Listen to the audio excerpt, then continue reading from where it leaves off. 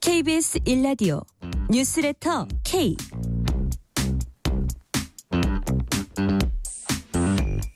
안녕하세요. 뉴스레터 K 진행하는 KBS 전종철 기자입니다. 민주당 전당대회에서 이재명 후보가 압도적인 득표율로 1위를 차지하면서 당대표 연임에 성공했습니다. 민주당 이재명 대표의 회동 제안에 국민의힘 한동훈 대표가 화답하면서 두 대표가 만나기로 했습니다. 오는 25일이 유력한 것으로 알려졌습니다. 특집으로 준비한 정치 토크 코너에서 2기 이재명 후의 과제와 현안, 향후 전국 자세히 짚어봅니다. 국민연금을 애초 받을 나이보다 더 일찍 앞당겨 받은 신규 조기연금 수급자가 지난해 11만 2천여 명으로 사상 최대를 기록했습니다. 알아두면 득이 되는 국민연금 이야기, 권혁중 경제평론가로부터 자세히 들어봅니다. 문자 샵 9730, 짧은 문자 50원, 긴 문자는 100원. 어플리케이션 콩으로 보내시면 무료입니다. 유튜브 KBS 1라디오 계정 채팅으로도 얘기 나누실 수 있습니다. 문자 보내주시면 추첨을 통해서 커피 쿠폰 보내드릴 테니까요. 여러분의 이야기도 많이 들려주세요. 뉴스레터 K 지금부터 시작합니다.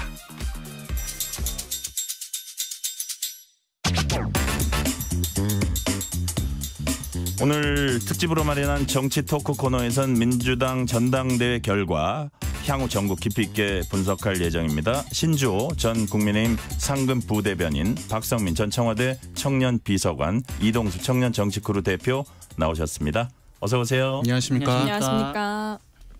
자, 민주당 전당대회 당대표 경선 결과 역시 이변은 없었습니다.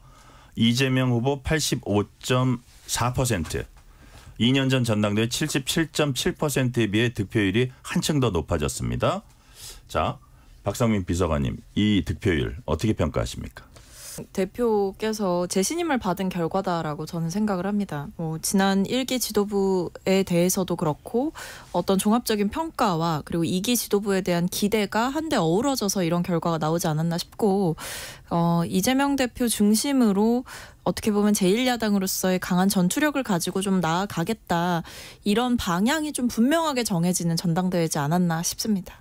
그러니까 뭐 결과적으로 이재명 체제가 1기 때보다도 더 공고해져 보인다, 이런 얘기를 많이 해요. 그렇죠. 더 공고해진 거죠. 공고해졌기 때문에 2기가 탄생할 수 있었던 거고, 만약에 이제 지도체제 자체가 흔들리거나 아니면 1기 지도부에 큰 실책이 있었다거나 이런 상황이었다고 한다면 득표율이 이거보다는 저는 더 낮았을 거라고 생각을 하는데, 이번에는 어쨌든 85.4%도 굉장히 높은 수치고요. 그다음에 연임에 도전하는 것도 굉장히 이례적인 일이었습니다만 굉장히 우수한 성적을 거둔 것이기 때문에 이번 이재명 지도부가 앞으로는 더 이제 외연 확장이라든지 대여 투쟁이라든지 이런 부분에서 보다 더 선명하고 보다 더 공고하게 가지 않을까 싶습니다. 사실 이제 이 당대표 경선이 시작될 때 지난번이 아무래도 이제 기준이 되니까 77.7%에서 20%를 넘을까 안 넘을까, 뭐 23%를 넘을까, 이런 얘기들 많이 했었는데, 당시 어떤 그 아주 중진이, 민주당 중진이 두 자릿수가 되느냐 안 되느냐, 김두관 후보가 그게 관건이다, 이런 얘기를 한 거를 제가 들은 적이 있는데, 이번에 김두관 후보가 12.12%. 자, 12% 득표율.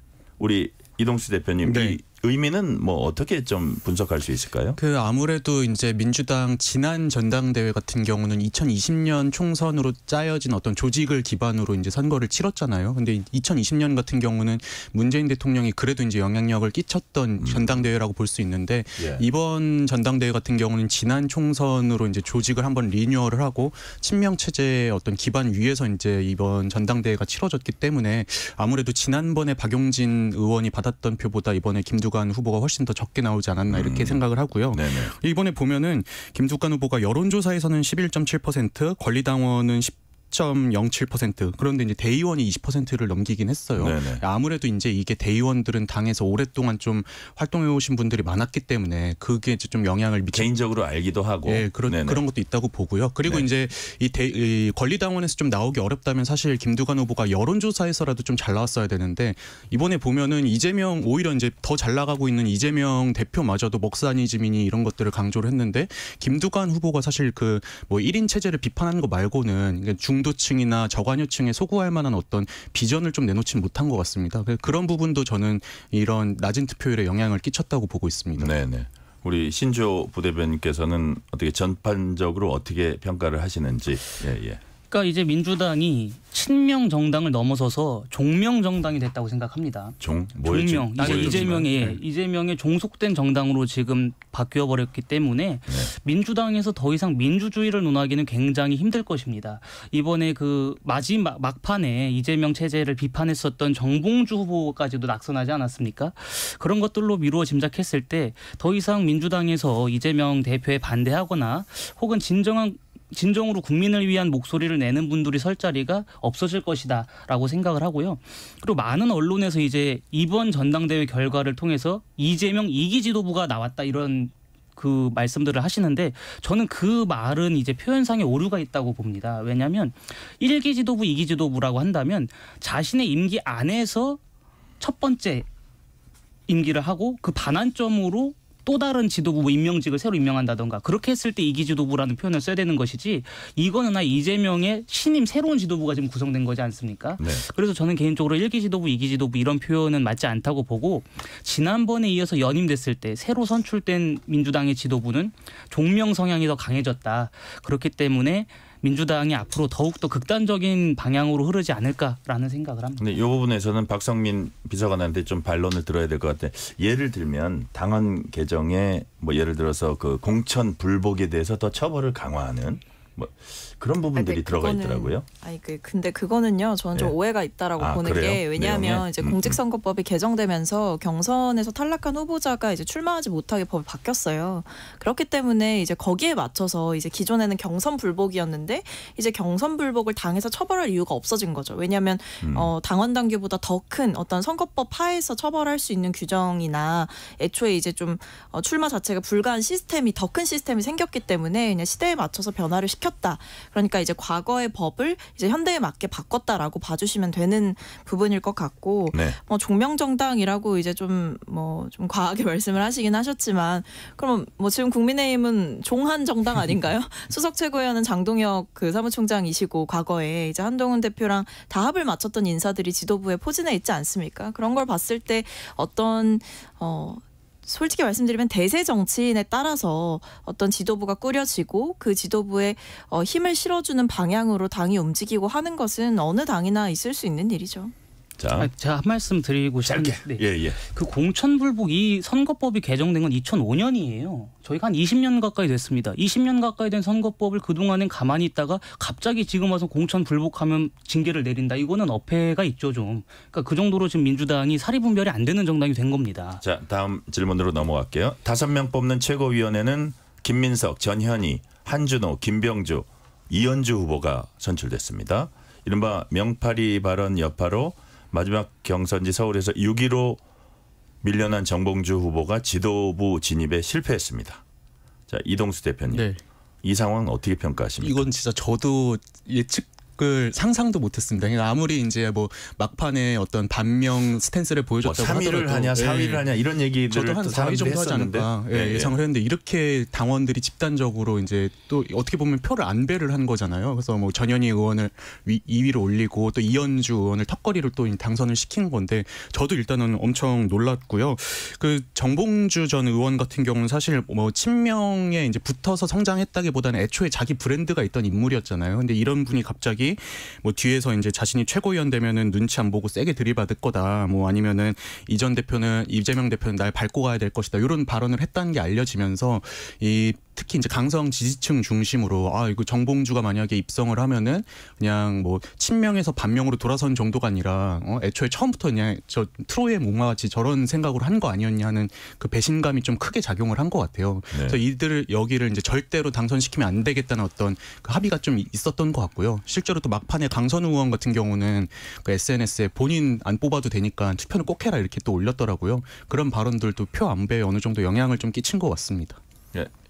여러 명이 이제 놀란 그 결과였는데 우리 신조 부대변인은 안 놀라셨어요?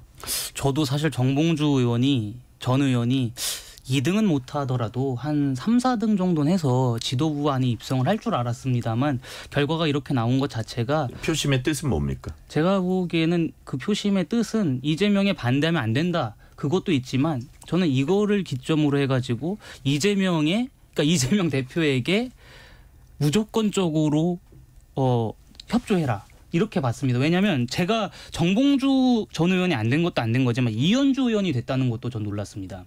왜냐하면 이현주 의원은 민주당을 탈당하고 저희 당 그러니까 국민의힘에도 오셨던 분 아니겠습니까? 그랬던 분조차도 이번에 최고위원으로 당선을 시켜주는 것은 이재명 대표의 무조건적으로 협조하고 오로지 이재명 대표만 외쳤던 사람만이 민주당을 이끌어갈 인재다, 적임자다라고 지금 민주당이 평가를 내린 것으로 보여집니다. 그런 만큼 저는 개인적으로 이번 선거 결과에 따라서 향후의 민주당의 분당의 씨앗이 될 수도 있다라고 봅니다. 그렇게까지요? 근데 저는 이현주 의원에 관해서는 저는 이제 우리 부대변인님이랑 이제 좀 의견이 다른 게 뭐냐면은 이현주 의원 같은 경우는 사실 민주당이랑 사이가 안 좋아서 국민의당도 가고 국민의힘도 가고 했지만 그게 이제 이재명 쪽 그룹과 사이가 안 좋았던 게 아니라 문재인 그 친문 쪽과 이제 사이가 안 좋았던 거잖아요. 근데 따져보면 이재명 대표도 과거에 문재인 친문 세력이랑 사이가 굉장히 안 좋았거든요. 그래서 저는 약간 적의 적은 우리 친구 같은 개념인 거지. 이제 이현주 의원이 국힘에서 왔는데도 뭐 친명을 했기 때문에 당선됐다. 요거랑은 조금 다르지 않나 이렇게 생각을 합니다. 저는 다른 시선을 좀 제시하고 네네. 싶은데 이게 뭐 어떤 친문파냐, 뭐 친명파냐, 뭐 이것보다 이제 이현주 후보의 득점 포인트는 제가 봤을 때는 이 윤석열 정부와 가장 강하게 대립각을 세워왔던 인물이기 때문인 것 같아요. 그러니까 그 이현주 후보의 어떤 굉장히 날카로운 윤석열 정부를 향한 비판, 그러니까 오히려 국민의힘에 소속되어 계실 때부터 약간 스포트라이트를 받았던 이유가 윤석열 정부의 정책이라든지 어떤 기조에 대해서 좀 쓴소리도 하고 윤석열 대통령을 향해서 쓴소리를 하기 시작하면서 국민의힘에 계실 때부터 약간 주목을 받았고 그때부터 어떤 거취에 좀 주목을 받기 시작했던 거거든요. 그러니까 그런 일련의 흐름들을 지지자들께서는 굉장히 좀 강한 전투력 있는 인사가 필요하다 이렇게 판단하시는 그 흐름 안에서 저는 점수를 좀 주셨다라고 생각을 합니다. 박상민 비서관께 하나 더 여쭤볼게요. 그럼 살인자 발언 논란을 일으켰던 그 전현희 후보 이제 2등으로 올라섰습니다. 이 부분도 여당과 강력히 싸울 사람 이런 식으로 이제 그 당원들 지지자들이 규정을 지은 건가요?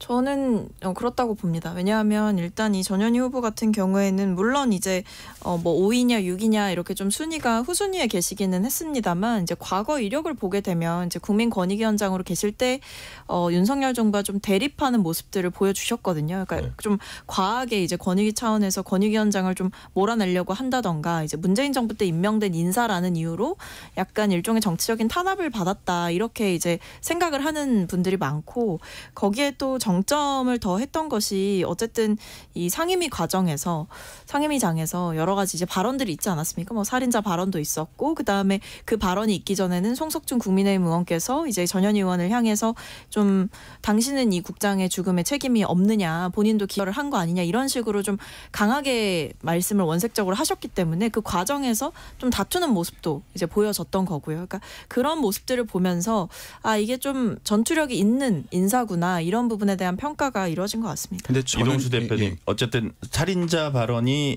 전현희 의원 2위에 결정탑니까? 네, 저도 뭐 결정적이었다고는 생각합니다. 왜냐하면은 이제 모두가 친명을 표방하고 있는 상황에서 사실 개개인들이 어떤 차별점을 드러내기가 어려웠잖아요. 근데 저는 이 살인자 발언이 언론에 많이 회자가 되면서 주목을 받은 부분도 있다고 보고 또 저는 당원들의 어떤 전술적인 투표가 좀 큰 영향을 끼쳤다고 보는 게요. 이제 정봉주 전 의원이 막판에 이제 어떤 반명 스탠스로 돌아서면서 정봉주만큼은 절대 떨어뜨려야 된다라는 여론들이 당원들 사이에서 굉장히 많이 일었는데 보면은 이제 한준호 의원이나 김병주 의원 같은 경우는 그래도 그냥 안정적으로 입성할 것 같고 정봉주를 떨어뜨리려면은 이 턱걸이 라인에 있던 5등 언저리에 있던 이현주 전현희 의원이 입성을 해야 되는데 이 당원들이 이 두 분한테 약간 표를 몰아준 게 아닌가 생각됩니다. 그래서 이제 전현희 의원 같은 경우는 조금 더 이제 스포트라이트를 받으면서 많은 표를 흡수했고 이현주 의원 같은 경우도 사실 원래 어렵다고 여겨졌다가 지금 겨우 이제 막 마지막 순번으로 안착을 한 거잖아요. 네. 전 그런 전술 투표도 좀 영향을 끼쳤다고 봅니다. 신주호 부대변인은 이런 과정들을 어떻게 평가를 하세요? 저도 동감합니다. 네네. 왜냐하면 사실 최고위원 후보들이 모두 이재명을 대통령으로 만들겠다 이 구호를 들고 나왔던 거는 모두가 똑같습니다. 그렇다면 그러한 모두가 같은 상황에 놓였을 때 자신만의 특장점이 내보여져야 되는데 전현희 의원이 이제 민주당 정당대회 직전에 살인자 이 얘기를 하면서 사실 대통령실에서도 반박을 했었거든요.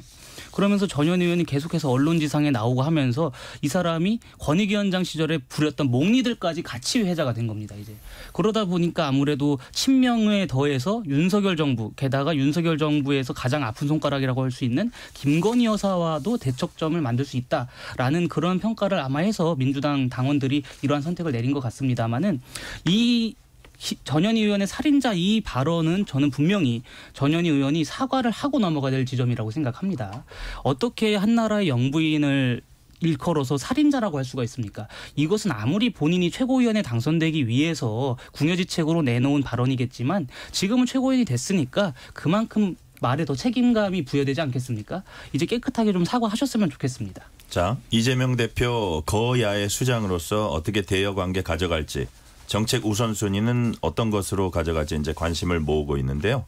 우선 이재명 대표의 당대표 수락 연설 들어보겠습니다. 동지 여러분, 지속 성장하는 행복 공동체, 행복한 새로운 대한민국을 위해 앞으로 손잡고 함께 나아가시겠습니까? 긴급한 국가 과제는 산적한데 정치는 대체 뭘 하느냐? 국민께서 묻고 계십니다. 정치의 가장 큰 책무는 바로 국민의 삶을 보살피고 희망과 비전을 만드는 것입니다. 이재명 대표 오늘은 윤석열 정권의 폭주를 저지하는 것이 가장 중요한 과제다 라면서 동시에 국민들의 민생을 챙기는 일 또한 가볍게 볼 수 없다라고 말했습니다. 자, 박상민 비서관님. 둘 중에 하나를 꼽으면 어디에 조금 더 51% 이상 주안점이 두어질까요? 둘 다겠죠. 네. 동시다. 둘 중에 하나를 선택하고 배타적으로 거르는 것도 뭐 좋은 정치인의 자세는 아니니까요. 그러니까 네. 이게 민주당 같은 경우에는 야당이긴 합니다만 제1야당이고 그리고 굉장히 큰 의석수를 가지고 있기 때문에 굉장히 많은 의석수를 가지고 있기 때문에 사실은 여당 못지않게 어떤 정책에 대한 주도성, 책임성 이런 것들을 가질 수 있는 위치에 놓여 있거든요. 그렇기 때문에 이 두 가지 다 챙겨야 되는 겁니다. 만약에 저희가 의석수가 굉장히 적은 소수 야당이었다라고 한다면 어떤 대정부 투쟁을 하는 것만으로 존재의 가치를 증명할 수 있었을지 모르겠지만 그게 아니라 이제 입법에 있어서 굉장한 주도권을 가지고 있는 제1야당이고 거대 야당이기 때문에 민생에 있어서도 민주당표 민생 정책을 좀 보여줄 필요가 있다. 이 부분에 있어서 아마 공감대가 있을 거라는 생각이 들고요.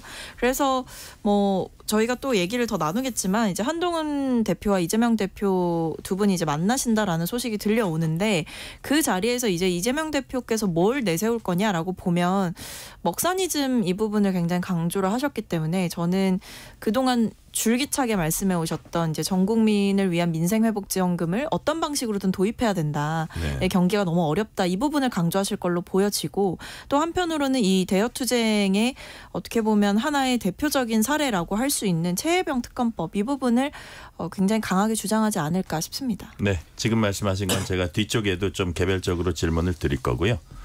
자, 이동수 대표님. 네. 이게 이제 어떻게 보면 정권 폭주를 막는다. 네.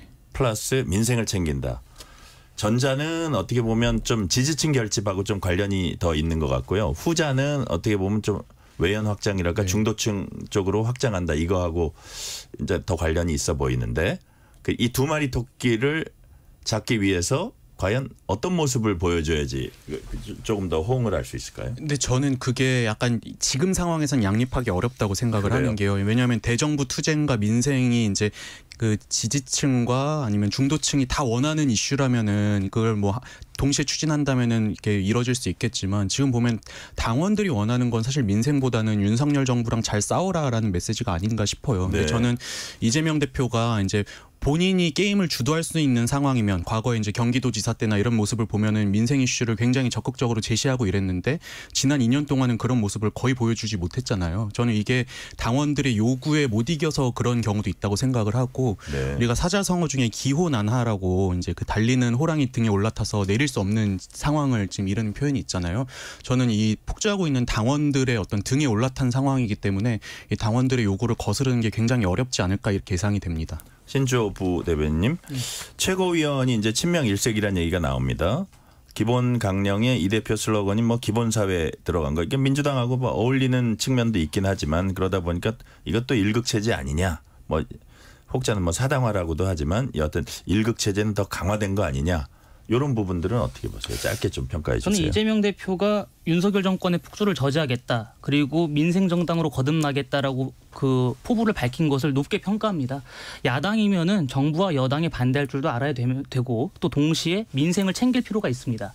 하지만 이번 총선이 끝난 직후에 민주당이 해왔던 행보가 과연 민생을 챙기는 정당인지 모든 국민들이 의구심 갖고 계시지 않습니까? 그렇기 때문에 저는 여당과 싸울 생각만 하지 말고 진정으로 민생을 챙기는 국회 내 거대 정당으로서의 책임 있는 모습을 보여줬으면 좋겠습니다. 자, 박성민 비서관님, 이재명 지도부가 오는 22일에 문재인 전 대통령 예방하기로 했습니다. 근데 전당대회 당일에 보니까 문 전 대통령 영상 축사가 행사장에 이제 송출되는 과정에서 일부 내용을 가지고 일부 당원들이 또 야유를 보내는 모습도 있더라고요. 그래서 앞으로 뭐 우리가 굳이 개파를 뭐 칭한다면 뭐 친문이랄까 이런 친명이 아닌 부분들이 있을 때 이런 부분들이 잘 갈등의 고를 메꿔 나갈 수 있을까요? 뭐 일단은 당연히 그래야 될 거라고 생각을 하고요. 네. 뭐 이재명 대표도 이제 연설이나 이런 데서 보면 결국에 우리 안에 작은 차이가 저들과의 차이보다 크겠느냐라고 이야기를 많이 하거든요. 그러니까 네. 그거는 결국에 우리 안에 차이는 아무리 우리 안에 차이가 있다고 할지라도 그게 중요한 상황은 아니다. 그러니까 소위 말하는 이제 윤석열 정부와의 더 강한 투쟁에 우리가 동력을 함께 모아야 될 때지 우리 안에서 아웅다웅 싸울 때가 아니다. 이런 얘기거든요. 네. 그러니까 그런 이야기를 했고 실제로 이번에 뭐 2기 지도부에서 좀 제가 보는 포인트 중에 하나는 당직 인선인데 당직 인선을 보게 되면 나름대로 저는 비명계도 등용하는 인사를 보여줬다고 생각합니다. 예를 들면 뭐 수석 대변인의 조승래 의원을 등용을 했는데 뭐 이분이 대표적인 친명계라거나 이런 거는 아니잖아요. 네. 그리고 이제 금투세와 관련해서 당대표와 다른 의견을 보였던 진성준 정책위 의장도 위임이 됐습니다.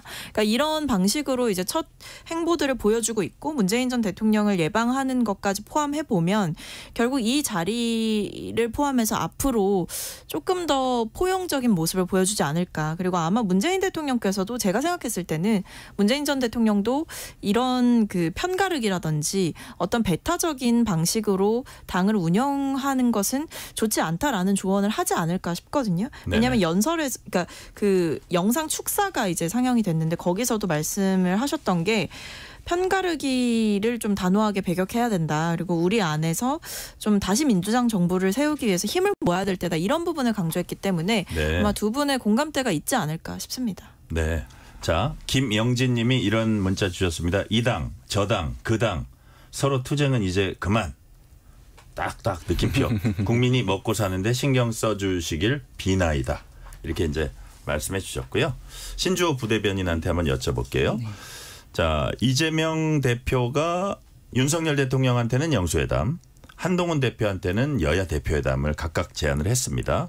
한동훈 대표 얘기는 조금 뒤에 하고요. 일단 영수회담, 혹자는 뭐 김건희 여사 특검 뭐 이런 것들 얘기하고 하면서 혹은 뭐 어떤 사안에 대해서 국정조사로 더 대여투쟁 강화하겠다 하면서 영수회담 이게 좀 안 맞는 거 아니야 이런 주장도 하는데 어떻게 보세요? 안 맞죠. 안 맞고 이재명 대표가 욕심을 내려놔야 됩니다. 영수회담이라고 하는 것은 이제 민생을 챙기기 위해서 하는 거 아니겠습니까? 그렇다면 민생을 챙기기 위해서 먼저 야당의 카운터 파트너는 여당 대표입니다.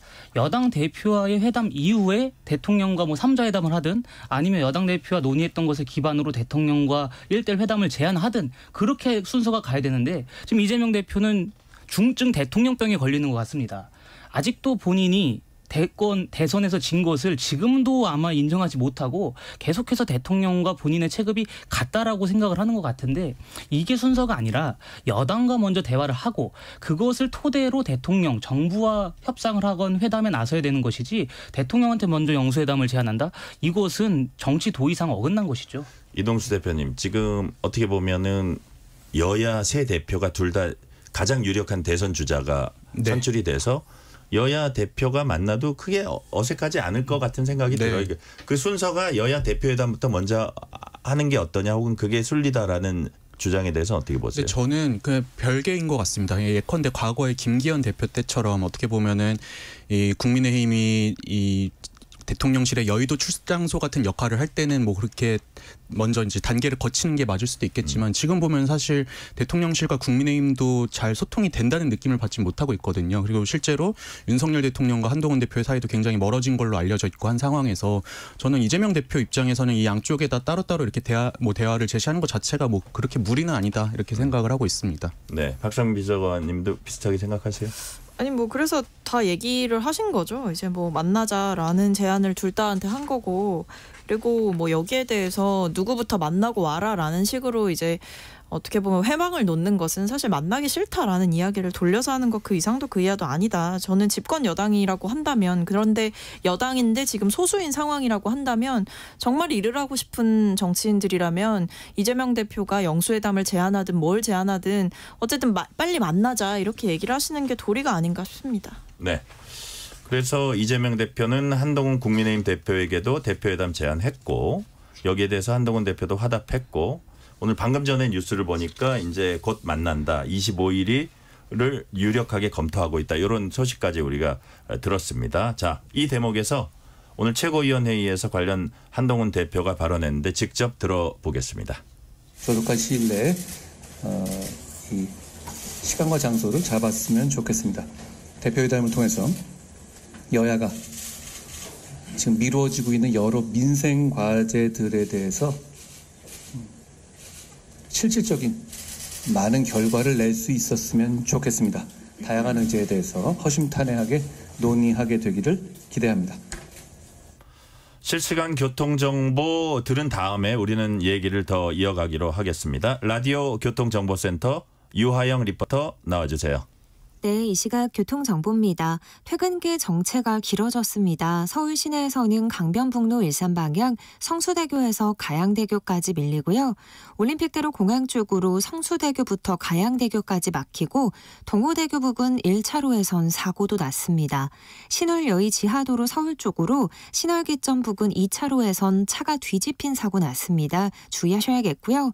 고속도로는 수도권 제일순환고속도로 판교에서 구리 방향, 서하남에서 구리 남양주 요금소까지 정체고요. 일산에서 판교 쪽으론 김포 요금소에서 송내까지 밀립니다. 영동고속도로 인천 방향 동수원에서 부곡까지 막히고 반월터널과 월곶 분기점에서 주춤합니다. KBS 교통정보센터였습니다.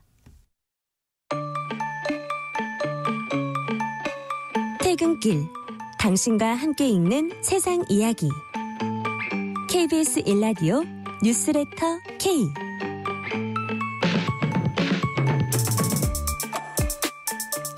지금 뉴스레터 K 정치 토크 진행하고 있습니다. 신주호 전 국민의힘 상근 부대변인, 박성민 전 청와대 청년 비서관, 이동수 청년 정치크루 대표 세 분과 함께 민주당 전당대회 평가해보고 향후 전국 짚어보고 있습니다. 우리가 바로 전에 지금 여야 대표 회담에 대해서 얘기했는데 그런데 민주당은 국민의힘 한동훈 대표를 향해서 조건이나 단서 없이 토를 달지 말고 26일까지 즉 일주일 안에 자신이 제시했던 제3자 추천 방식 최상병 특검법을 발의하라 이렇게 촉구를 했습니다. 이 한동훈 대표는 뜬금없이 시한을 제시한 건 지금까지 본인들 입장과 맞지 않는 면이 있다면서 뭐 어떤 시한을 정해놓고 발의하라는 데 이제 반대 입장을 밝혔고요. 서로 간에 신주호 부대변인 진정성이라는 얘기를 계속해요. 실질적으로 양측이. 어떻게 보세요, 이 상황은? 이 문제에 실체적인 진실이 드러나기를 거부하는 것은 민주당이라고 저는 평가를 할 수밖에 없습니다. 아니 대체 법안에 대해서 시한을 정해놓고 그때까지 발의하지 않으면 뭐 어떻게 하겠다 이런 식으로 상대 정당을 향해서 겁박하듯이 이런 식의 입장을 내놓는 공당이 어디가 있습니까? 여야 대표 회담이 지금 추진이 진행 중인데 그런데도 불구하고 이렇게 한다. 그렇습니다. 이상하다 이거죠. 여야 간에 이제 한동훈 대표와 이재명 대표가 아직 서로 간에 상견례도 하기 전인데 민주당에서 이러한 입장을 내놓는 것은 정치적인 예의가 아니죠. 일단 아닌 것이고 민주당이 과연 국민의힘에서 대법원장이 추천하는 그 특검법안 한동훈 대표가 전당대회 기간에 말했던 그 특검법안을 내놓는다고 해서 민주당이 화답을 하겠습니까? 저는 민주당이 화답하지 않을 것이라고 봅니다. 그렇다라고 한다면 민주당이 적어도 국민의힘에 얘기할 것은 본인들이 내놓았었던 이 정략적인 특검에 대해서 어느 정도 반성을 하고 우리도 물러날 의향이 있으니까 국민의힘에서도 한층 더 진보된 입장을 내놓아 달라 이렇게 서로 간에 협상을 하고 합의를 해나가야 되는 것이지 이런 식으로 시한을 정해놓고 이때까지 안 하면 우리가 뭐 조치를 취하겠다라는 식의 겁박은 국민들 앞에서도 용인돼서는 안 되는 정치적인 행태라고 봅니다. 그러니까 박성민 비서관님, 민주당 입장에서 볼 때는 국민의힘이 좀 이렇게 빨리빨리 추진 안 하고 뭐 이렇게 좀 약간 주춤주춤하고 있는 걸로 봐서 그런가요? 왜 그러니까, 어떤 분위기죠? 아니 한동훈 대표가 자초한 면이 있죠. 이제 본인이 이제 대표 선거에 나오실 때 출사표를 던지면서 이런 이야기를 하신 거잖아요. 제3자 추천의 해병대원 특검법을 추진할 필요가 있다라는 이야기를 본인이 언급을 하셨기 때문에 저는 이 안에 대해서 민주당이 한 발짝 물러나서 받겠다라고 수용 의사를 밝힌 상황이고 더 나아가서는 이제 한동훈 대표가 그러고 나니까 갑자기 또 조건을 거셨어요. 뭐 여기에 제보 공작 의혹도 포함하자 이런 식으로 이제 여러 가지 조건들을 특검에 안에 이것저것 다 넣자라는 식으로 이야기를 하셨는데 이 부분에 대해서도 박찬대 원내대표가 뭐 그것까지 필요하다면 넣겠다라고 이야기를 하면서 한 발짝 물러난 상황인데 이제 여기서 물러날 곳이 없는 건 한동훈 대표죠. 한동훈 대표가 양치기 소년이 되기 싫다고 한다면 그때 본인이 국민들 앞에서 출사표를 던지면서 했던 그 해병대원 특검법의 필요성을 역설했던 그 마음이 진정이었다고 한다면 거짓말이 아니었다고 한다면 이제는 더 미루실 이유가 없지 않습니까? 사실 이건 어떻게 보면 공약이었던 거예요. 대표가 되기 전에 국민들 앞에서 했던 약속인 거잖아요. 그럼 대표가 됐다라고 한다면 이 부분에 대해서 실제로 행동으로 옮기는 모습을 보여줬어야죠. 그게 아니라면 지금은 그 누구라도 대표가 되고 싶어서 또는 대통령과 차별화를 하기 위해서 의도적으로 이런 부분을 언급했구나. 거짓말이었구나. 이렇게 생각하실 겁니다. 저는 이제 이동수 대표께 한번 이렇게 여쭤볼게요. 자, 이제 곧 여야 대표가 만납니다. 이게 주요 의제가 안 되기가 되게 힘들 것 같아요. 네, 그렇다면 결국은 여야가 어떤 식으로든지 특검법, 해병대원 특검법을 단일안을 만들어서 추진한다 안 한다. 어디에 한 표 거시겠습니까? 저는 하겠지만 한동훈 대표가 계속 조건을 달 것 같긴 합니다. 왜냐하면은 저는 먼저 이거는 민주당이 이렇게 제안한 거는 먼저 침발라 놓은 개념이라고 생각을 해요. 한동훈 대표가 만약에 최상병 특검법을 추진할 경우에 어떻게 보면 전국 주도권이 또 한동훈 대표에게로 넘어갈 수 있는 거잖아요. 그러니까는 먼저 이제 선제적으로 우리가 이슈를 제기한 것처럼 이제 대응한 측면이 있다고 보고요. 그런 측면이라 이거죠. 한동훈 대표 입장에서는 워낙 이게 이제 국민적인 찬성 여론도 높고 본인이 약속한 것도 있기 때문에 안 하기는 어려울 텐데 다만 이제 민주당이 제안했다고 그거를 마지못해서 이제 밀려서 수용한 것처럼 모양새를 비출 경우에는 또 당원들이라든지 동료 의원들이 반발할 수 있잖아요. 그래서 저는 이게 너무 옛날 유행어긴 한데 과거에 그 발리에서 생긴 일이라는 드라마 보면은 하지원 씨가 마지막 자존심이라는 구행어를 남겼었잖아요. 마지막 자존심. 이것처럼 이제 한동훈의 마지막 자존심이 내가 이거를 민주당에게 요구에 못 이겨서 받은 게 아니라 내가 선제적으로 조건도 달고 관철시킨 거다. 이렇게 가려고 하지 않을까 이렇게 생각을 합니다. 신조 부대변인 그 전당대회 과정에서 어쨌든 먼저 얘기를 한 거예요. 그렇다면 일종의 이제 당대표가 됐으니까 약속에 관한 겁니다. 그래서 아마 한동훈 대표는 하고자 하는 마음이 없지 않을 것 같은데 당내에서도 좀 정리해야 될 부분이 있잖아요. 그래서 결론적으로 어떻게 될 것 같아요. 그리고 지금 그 한동훈 대표 체제나 그쪽 분위기 제일 잘 아실 것 같으니까 분위기는 또 어떤지 한번 설명을 해 주세요. 결론적으로 해야 되는 것이죠. 왜냐하면 물론 특검이라는 게 공수처나 검경의 수사를 지켜본 다음에 진행하는 것이 맞습니다마는 이 문제에 있어서만큼은 국민적인 의구심이 가득하고 또 정략적인 문제가 아니고 이것은 국가 보훈에 관한 문제이기 때문에 반드시 할 필요가 있다라고 생각을 합니다. 다만 그 특검을 진행함에 있어서 공정성이 담보가 되어야 되는 것인데 그 공정성이 담보가 되기 위해 위해서는 한동훈 대표가 전당대회 과정에서 내걸었었던 제3자 특검법 그것이 제일 합리적이라고 보고 있습니다. 네. 자, 하나 더 여쭤볼게요. 신지호 부대변인한테. 국민의힘은 교육, 문화, 지역, 자산 등 다양한 분야에서 격차 문제를 다룰 격차 해소 특별위원회 이제 신설하기로 했습니다. 이게 이제 어떻게 보면 격차 해소, 뭐 빈부 격차 해소 뭐 이런 것들이 조금 더 민주당 쪽의 어떤 아이템이라 그럴까요? 그런 것들을 이제 좀 공략해 나가는 게 아니냐 이런 느낌이 좀 들긴 드는데 이런 부분들이 야당의 어떤 협력을 이끌어낼 수 있을까요? 이 문제에 있어서만큼은 저는 야당이 대승적으로 협력할 것이라고 봅니다. 왜냐하면 사실 그동안에 국민의힘이라고 하는 정당이 약자들을 조금 외면했었던 정당이라는 그 의심을 많이 받았고 또 그러한 상황에서 국민의힘 입장에서도 사실 이분들을 향한 그 표의 확장력이 있어야 됩니다. 네. 그 표의 확장력 이라는 것도 있어야 되기 때문에 이것을 선제적으로 제시한 것 같고 물론 사실 그 어려운 분들을 돕는 것이 뭐 정치 공학적으로만 다가갈 문제는 아니지 않습니까? 그 최근에 또 한동훈 대표가 주도적으로 그 전기세 감면 이러한 그 공약 정책적인 사안들도 내놓았기 때문에 저는 이 문제에 있어서만큼은 민주당이 협력해 줄 것이라고 기대합니다. 박성민 비서관님. 21대 국회 막판에 그 연금 개혁이 불발이 됐잖아요. 네. 근데 추경호 국민의힘 원내대표가 국회 연금 개혁 특위 구성에도 조속히 나서라 이렇게 민주당을 향해서 촉구를 했거든요. 지금 이 상황에서 민주당이 좀 화답을 하는 분위기입니까? 어떻게 좀 더 보자는 분위기입니까? 어떻습니까? 글쎄요, 아직 이 부분에 대해서 뭐 특별하게 뭐 지켜볼 만한 진전된 상황이 있는 것 같지는 않은데 네. 이제 뭐 저희가 이제 막 전당대회가 끝나기도 했고요. 근데 아마 뭐 이런 연금 개혁이나 이런 부분에 대해서도 민주당이 좀 목소리를 더 낼 수도 있지 않을까 싶습니다. 근데 이게 국회에서 어떤 그 연금 개혁 문제를 해결하려면 대통령실과의도 협상도 어느 정도 필요할 것 같아요. 그동안 대통령실이 견제해왔던 입장에 대해서 민주당이 좀 불만을 제기하기도 했었고 대통령실이 이 연금 개혁을 다루는 방식이라던가 아니면 국회에서 이루어진 여러 가지 일들에 대해서 대통령실이 별로 존중하지 않는 모습이라던가 이런 것들에 있어서 정책적인 마찰이 분명히 있었기 때문에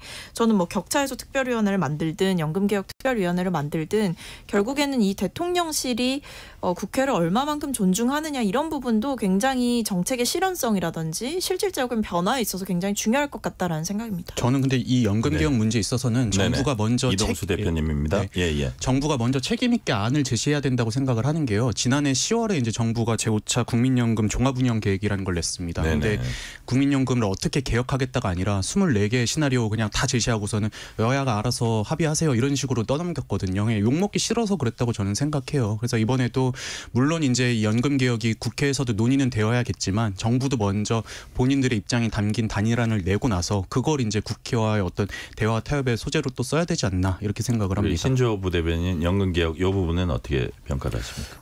저도 이 문제에 있어서만큼은 여야가 하나가 돼야 된다라고 생각을 하는데 방금 이동수 대표님의 말씀에 제가 좀 반박을 하자면 아무리 정부에서 단일된 안을 내놓아도 거대 의석을 가진 민주당이 반대해버리면 이건 좌초될 수밖에 없습니다.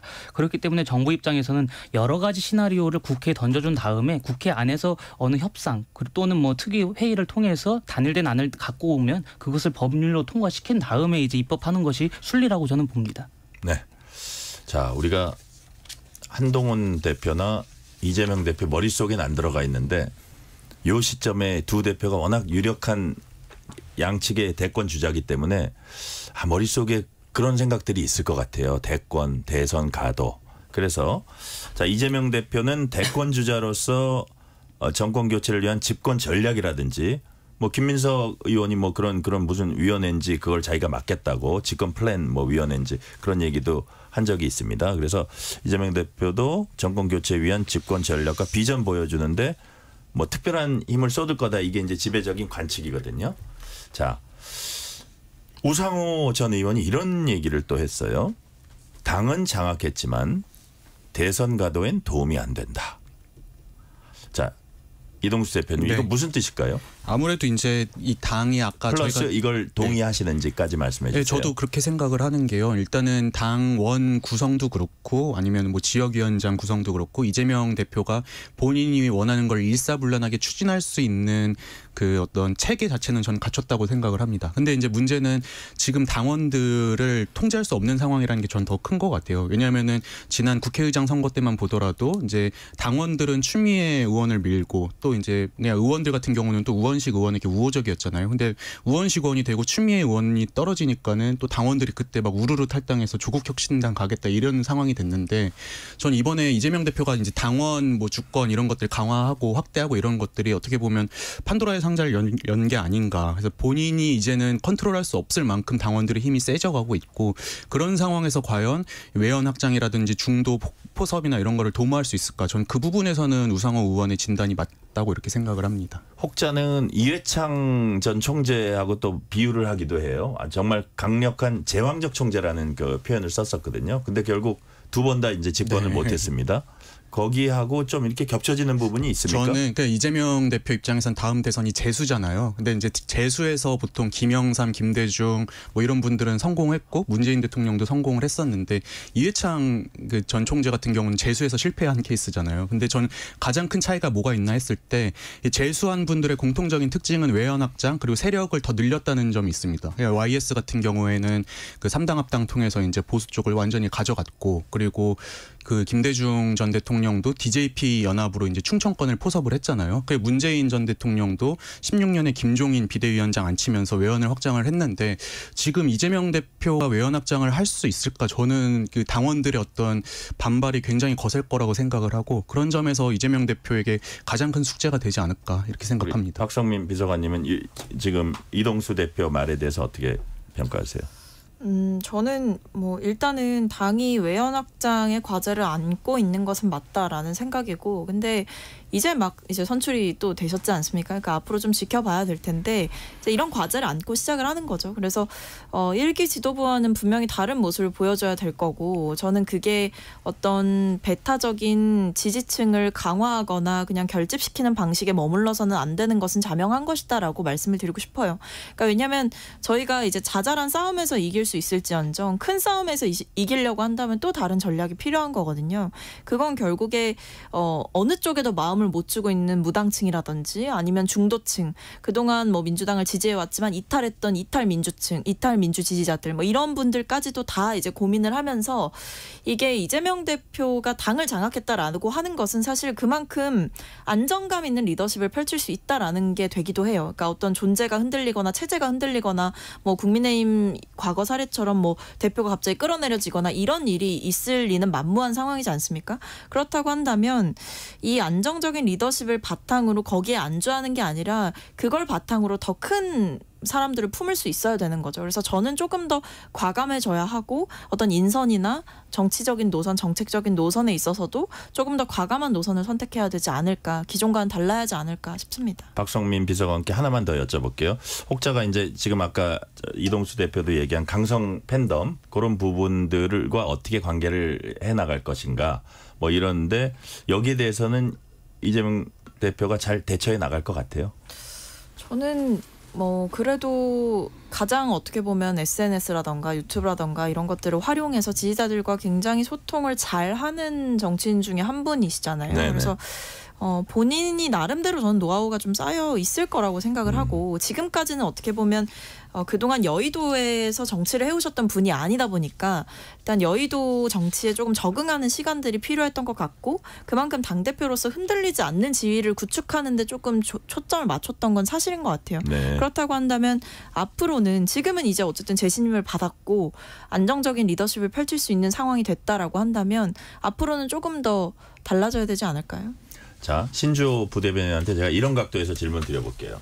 물론 뭐 강성 지지층에 갇혀가지고 나중에 좀 자기의 운신의 폭이 줄어들 수 있고 이런 우려는 있지만 사실 그 압도적인 85%의 득표율이라든지 그 다음에 혹시나 이재명 대표에게 그 마이너스가 될까봐 사실상 2위였던 정봉주 후보가 6위가 되고 6위였던 전현희 의원이 2위가 되는 이런 건 국민의힘 입장에서 좀 부러운 솔직히 약간 그런 측면도 있지 않습니까? 아, 저게 어떤 이재명 대표를 위해서 저렇게 일사불란하게 움직일 수 있다. 그게 나중에 이제 마이너스적인 요인이 될 수 있지만 민주당 입장에서는 플러스적인 요인이 더 크지 않겠어요?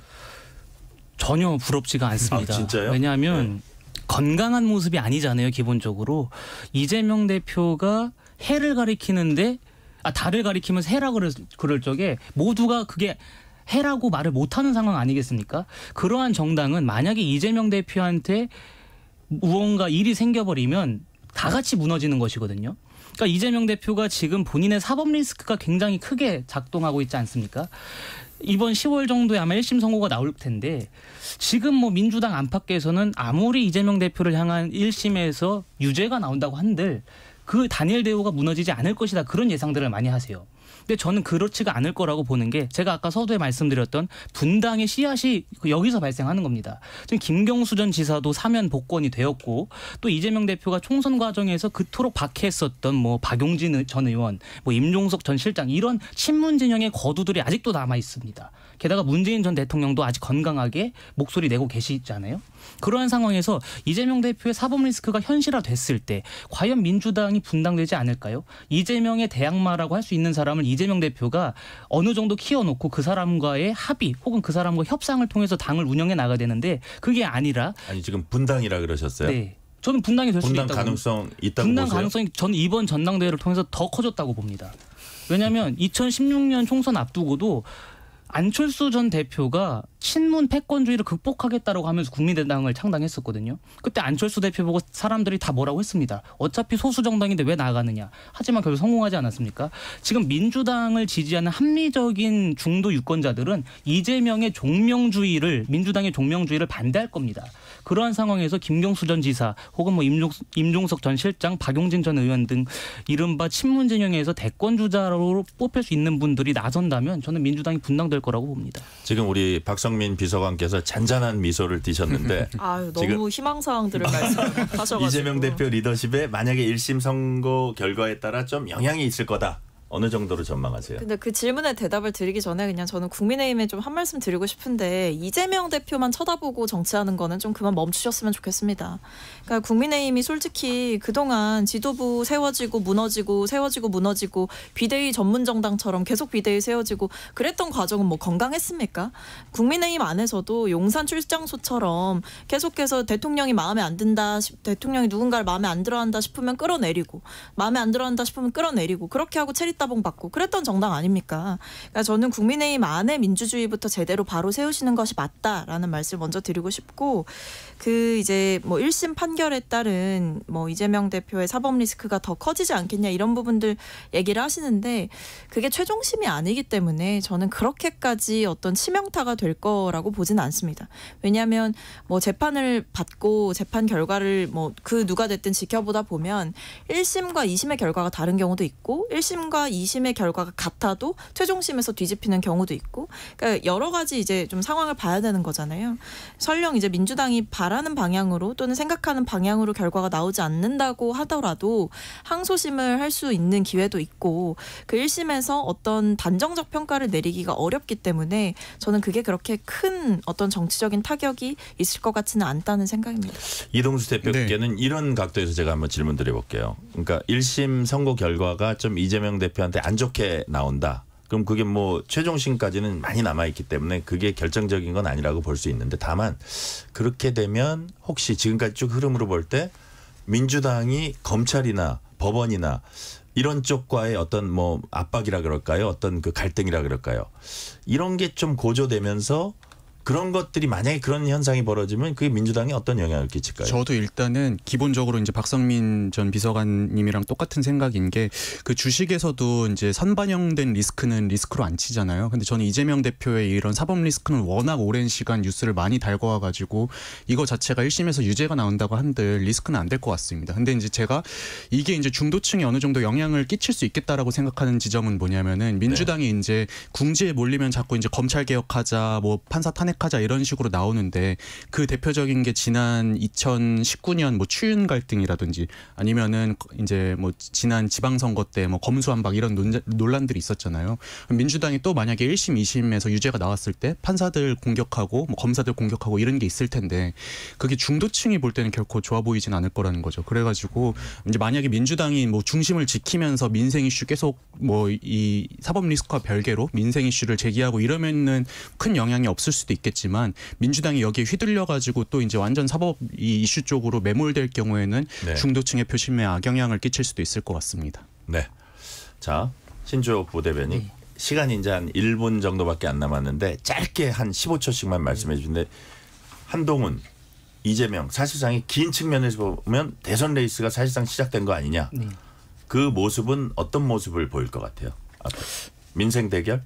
민생 대결을 가겠지만 네. 이재명 대표가 다음 대선에 나오실 수 있을까요? 저는 한동훈 대 이재명이라는 구도 자체가 성립되지 않을 확률이 크다 이렇게 생각합니다. 우리 박성민 비서관님은 어떤 모습을 상상을 하세요? 앞으로 여야 대표 가장 유력한 그 대권 주자 민생 대결은 일단 펼칠 것 같아요. 네, 그렇죠. 근데 그 민생 대결이 오히려 또 흥미진진할 수 있겠다. 왜냐하면 받을 거 받고 줄 거 주고 이런 방식의 기브앤테이크가 확실하게 이루어질 수 있는 거의 유일한 장이지 않을까라는 생각이 드는데 다만 이제 민생 대결보다 중요한 건 각자의 대표 상품을 뭘로 가져갈 거냐. 그러면서 이재명 대표는 확실하게 우위를 점하고 있다. 이렇게 생각합니다. 이동수 대표님 죄송합니다. 시간이 한 15초에서 20초밖에 네. 안 남은. 예, 네. 예. 네. 이재명 대표 같은 경우에는 과거부터 기본소득이니 기본사회 이런 아젠다 계속 밀고 있는데 한동훈 대표는 이제 시작이거든요. 그래서 저는 이재명은 상수고 변수는 한동훈 대표가 어떤 모습을 취하느냐가 또 변수가 될 것 같습니다. 아, 이재명은 상수,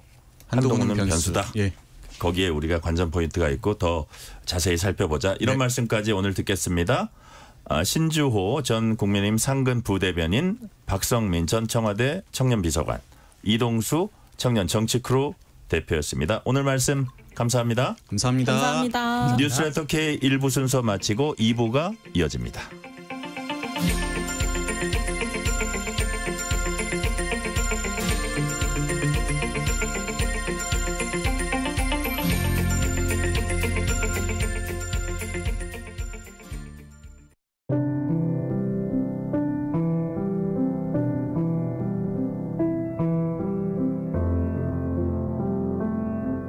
KBS 라디오 연중기획 희망충전 대한민국 600번째 이야기. 안녕하세요. 아나운서 유지원입니다. 다리를 펴고 누우면 발이 벽에 닿을 정도의 비좁은 공간. 이 작은 방에서 16살 성주와 할머니가 살고 있습니다. 아빠는 몇 달 전 뇌경색과 당뇨 합병증으로 세상을 떠났고 엄마는 성주가 어릴 적 집을 나간 후 연락이 끊겼습니다. 모든 것이 부족하고 어려운 환경이지만 성주의 학교 성적은 늘 전교 1등의 상위권인데요. 하지만 요즘 들어 할머니의 건강이 더 약해지며 성주의 마음은 불안하기만 합니다. 협심증과 고혈압이 심한 할머니는 한쪽 눈의 시력까지 잃어 성주 없이는 거동조차 힘든 상황. 어린 성주에게 큰 짐이 될까 걱정인 할머니는 오늘도 속상한 마음에 눈물만 훔칩니다. 반도체 엔지니어가 되어 할머니와 안정된 삶을 살고 싶다는 성주. 성주의 마음이 현실에 닿을 수 있도록 여러분의 격려와 사랑을 보내주세요.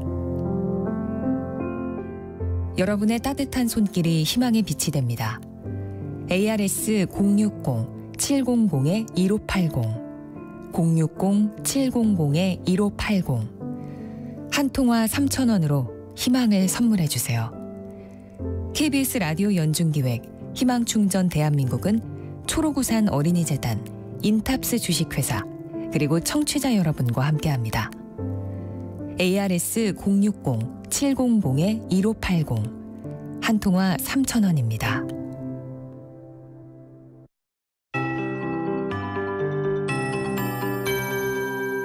KBS 58분 날씨. 현재 전국 대부분 지역에 폭염특보가 내려져 있는 가운데 체감온도 31도에서 38도 사이를 보이고 있습니다. 35도 이상인 곳도 많고요. 서울은 현재 체감온도 34.8도, 안성, 인제 38.3도입니다. 폭염이 장기화되면서 산업과 농업 등의 피해가 우려됩니다. 그리고 온열 질환 발생 가능성이 매우 높습니다. 건강관리에 유의하셔야겠습니다. 전국의 무더위 그리고 서쪽을 위시해 내륙 해안 곳곳의 열대야는 이번 주에도 지속되겠습니다. 오늘 밤 전국에 가끔 구름 많이 끼면서 밤까지 경기 북부와 강원도 등 중부와 충남, 호남, 경남으로 소나기가 내리는 곳이 있겠습니다. 5에서 40mm 정도 되겠고요. 경북은 내일 새벽까지도 이어지는 곳이 있겠습니다. 내일 중부지방은 점차 흐려지겠습니다. 남부와 제주는 흐린 날씨 보이면서 제주, 전남, 경남에 비가 시작돼 모레는 전국으로 확대되겠습니다. 이 태풍 종다리가 북진 중인데 내일부터 이렇게 제주와 일부 남부는 차차 영향을 받으면서 이 남쪽의 바람이 매우 거세지고요. 내일 새벽부터 제주 해상과 남해 서부 또 서해 남부 해상의 물결이 최대 5m까지 높아지겠습니다. 게다가 내일 제주 해안과 남해안 너울성 파도가 높겠고요. 또 게다가 바닷물 높이도 높은 기간에 접어드니까 주의하셔야겠습니다. 내일 중부지방과 경북, 전북엔 소나기가 내리겠습니다. 지금 서울의 기온 32도입니다. 강혜종입니다.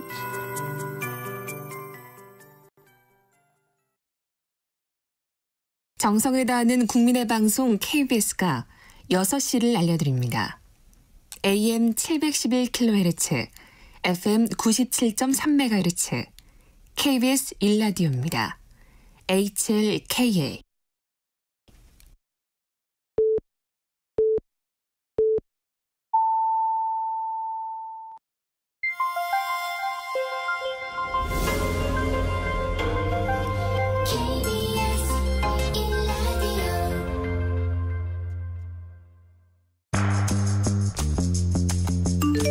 여러분은 지금 퇴근길 시사편지 한 장, KBS 1라디오 뉴스레터 K를 듣고 계십니다.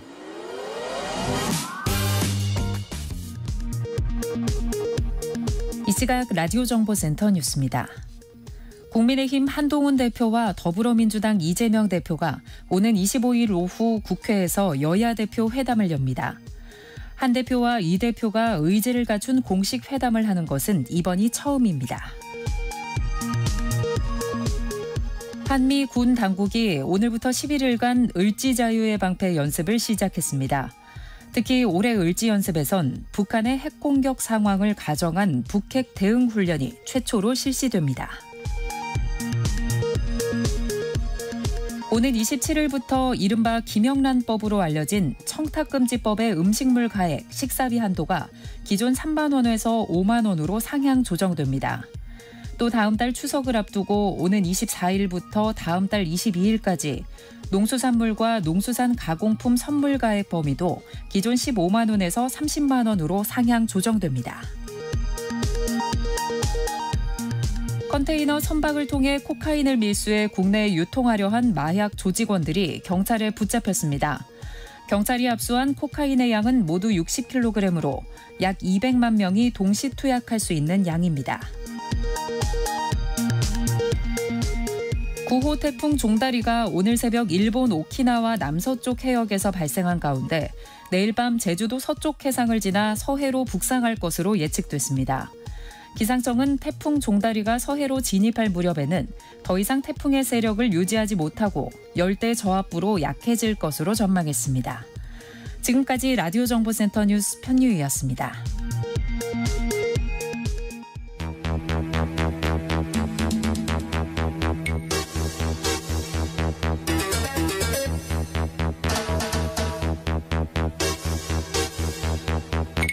최근 마약이 확산세를 보이면서 마약 운전이 도로 위에 또 다른 흉기가 되고 있습니다. 마약 운전에 대한 단속과 처벌을 강화해야 한다는 지적이 제기되고 있는데 관련 법안은 국회 문턱을 넘지 못하고 있습니다. 왜 그런지, 마약 운전 실태는 어떤지, 그리고 현행 처벌 기준에 어떤 문제점들이 있는지 함께 알아보겠습니다. 배상훈 프로파일러 나오셨습니다. 프로파일러님 어서 오세요. 안녕하세요.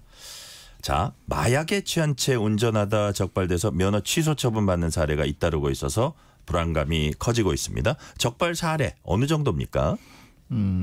보통 한 몇 년 사이에는 50 1년에 50건에서 뭐 한 100건이 좀 안 되는데 네네. 작년 같은 거 113건이 됐고요. 100건을 넘어섰군요. 근데 이제 3년 동안 음주운전으로 면허 취소가 한 25만 건입니다. 네네. 그러니까 한 해 음주운전은 한 8만 건 되거든요. 거기에 비해서는 훨씬 적습니다. 네. 그런데 문제는 위험성이라든가 그 국민들이 느낀 어떤 공포감 이런 건 좀 완전히 다른 문제죠. 차원 자체가 다르고 특히 이제 뭐 태국에서 저기 흔히 말하는 노동자분들이 와갖고 뭐 야바라는 걸 몰래 들여온다. 태국산 마약입니다. 러시아 쪽에서 비슷한 걸 한다. 그래서 그런 경우들이 종종 사례로 나타나고 있어서 좀 민감도가 높아진 것 같습니다. 그러니까요. 숫자도 늘긴 했는데 그 숫자만 우리가 볼 게 아니라 그 성격. 그렇죠. 마약을 하고서는 운전을. 근데 제가 가만히 생각해 보니까 저도 이렇게 도로를 달리다가 저 차 술 먹었나? 우리가 이런 얘기는 하는데 왔다 갔다. 정말 왔다 갔다 하는 차들이 있거든요. 그런 차들 중에 그럴 수도 있는 거예요. 확인은 제가 못 해봤지만. 왔다 갔다 해서 이렇게 보면은 이게 눈에 초점이 풀려 있고. 그죠. 술은 아니에요. 어떻게 봐도 술은 아닌데 왔다 갔다 해. 그러면 약물을 의심할 수 있어요. 약물 혹은 뭐 졸리거나 뭐 그런 건데. 졸린 거하고도 좀 연관이 되는 것 같고요. 그러니까 이게 되게 멀리 있는 것 같아도 우리 가까이 있을 수 있다 이런 말씀이시고요. 자, 뭐 마약 투약한 채 운전하다 적발된 사례가 처음은 아니지만 최근에 이제 말씀하신 대로 증가 추세를 보인다는 말씀 해주셨고요. 그 이유가 뭘까요? 이유는 아무래도 이제 우리가 마약류라고 하는 향정신성 의약품이라고 하는 프로포폴이라든가 에토미나이트 같은 데이트 같은 이런 형태의 마약류, 그러니까 의약품인데 실제로는 구하기가 쉬운. 그러니까 의사의 처방이 있어야 되지만은 사실은 암암리에 쉽게 구할 수 있는 상황. 근데 그게 또 사이버 공간과 연결돼 갖고 사이버 상에서 쉽게 구할 수 있는 이런 마약하고 마약류 다릅니까? 우리가 마약이라고는 원래 뭐 하시면 히로뽕이라든가 이런 것들, 필로폰 이런 것들이고 마약류는 쓰는 건 문제가 없습니다. 왜냐하면 의사의 정확한 처방만 있으면 상관없는데 문제는 거기에 이제 그러니까 마약이 들어가는 거라는 거죠. 그래서 옛날에는 향정신성 의약품이라는 범주였는데 지금은 마약류 관리법으로 들어와 있는 겁니다. 그러니까 어떤 의료 목적으로 의사의 진단하에 쓰는 거는 우리가 그거는 인정을 하는데 그 부분이 아니고 그냥 그거를 자기의 어떤 그 향정신 이런 목적으로 인해서 임의적으로 쓰는 거는 그거는 범죄다, 불법이다. 대표적으로 우리가 연예인들이 많이 쓰는 프로포폴이 그런 류입니다. 그러니까요. 프로포폴이 병원 가서 처방을 받으면 할 수는 있는 거지만 그 의료 목적에 자기가 그거를 남용해서 계속 그런 목적으로 쓰면은 문제가 된다. 마약류다. 자, 마약이 위험하다는 건 모두 알고 있습니다. 마약을 투약하면 구체적으로 우리 몸에 어떤 변화가 일어납니까? 두 가지입니다. 네. 과도한 흥분. 그래서 나는 뭐든지 할 수 있어라고 생각해서 과도하게 하다가 슈퍼맨인 것처럼 느껴갖고 건물에 뛰어내리는 경우. 그러니까 흔히 말하는 흥분시키는 쪽이 하나 있고요. 흥분. 그다음에 또 하나는 디프레션. 완전히 푹 죽이는. 이거 완전히 완전히 쪼그라든다고 해야 되나? 심리가 쪼그라드는 형태. 쪼그라든다. 그건 이제 말하자면은 너무 그 활성화가 있는데 과활성을 줄이려고 하는. 줄이면서 이렇게 쫙 침대에 이렇게 쫙 기대가지고 침잠한다 그러나요? 저 밑으로 하면서 뭐 휴식 비슷한. 그 대표적인 게 수면제입니다. 수면제군요. 그러니까 두 번째는 수면제 용도로 많이 쓰는 거고. 그러니까 항우울제 그러니까 크게 두 가지 나타나는 건데 그래서 어떤 마약은 과흥분. 어떤 마약은 완전히 수면 효과 같은 형태. 근데 이걸 요즘은 섞습니다. 적당한 비율. 이 적당하다는 표현이 그럼 두 가지 효과가 같이 나타나요? 시차적으로 다르게 나타날 수 있어요. 그러니까 올라갔다 내려갔다 올라갔다 내렸다 아니면 이게 그래서 이제 마약이 위험하다는 게 통제가 안 되는 겁니다. 그래서 그거를 그렇게 운전하면 어떻게 되겠습니까? 진짜 자기가 몇 수로 운전하는지도 모르는 겁니다. 그리고 가다 그냥 이렇게 되는 경우도 있는 겁니다. 말 그대로 제가 오프닝 멘트에도 얘기했지만 도로 위의 흉기네요. 그렇죠. 네. 자, 식욕 억제제 복용으로 인한 사고 발생도 이제 빈번하다는 얘기를 제가 들었거든요. 근데 이게 뭐 병원에서 처방전 얻기가 그리 어렵지 않다고 해요. 이 자체가 문제 아닌가요? 아니죠. 그러니까 말하자면 제가 이제 너무 살이 쪄 갖고 과식 때문에 문제인데 좀 이거 처방해 주십시오라고 하면 의사 선생님께서 다른 말씀하시다가 처방해 주시는 거는 문제가 없습니다. 왜냐하면 네. 그건 뭐 의료 목적이니까. 근데 그런 거를 조금씩 모아뒀다가 마약으로 쓰는 게 문제죠.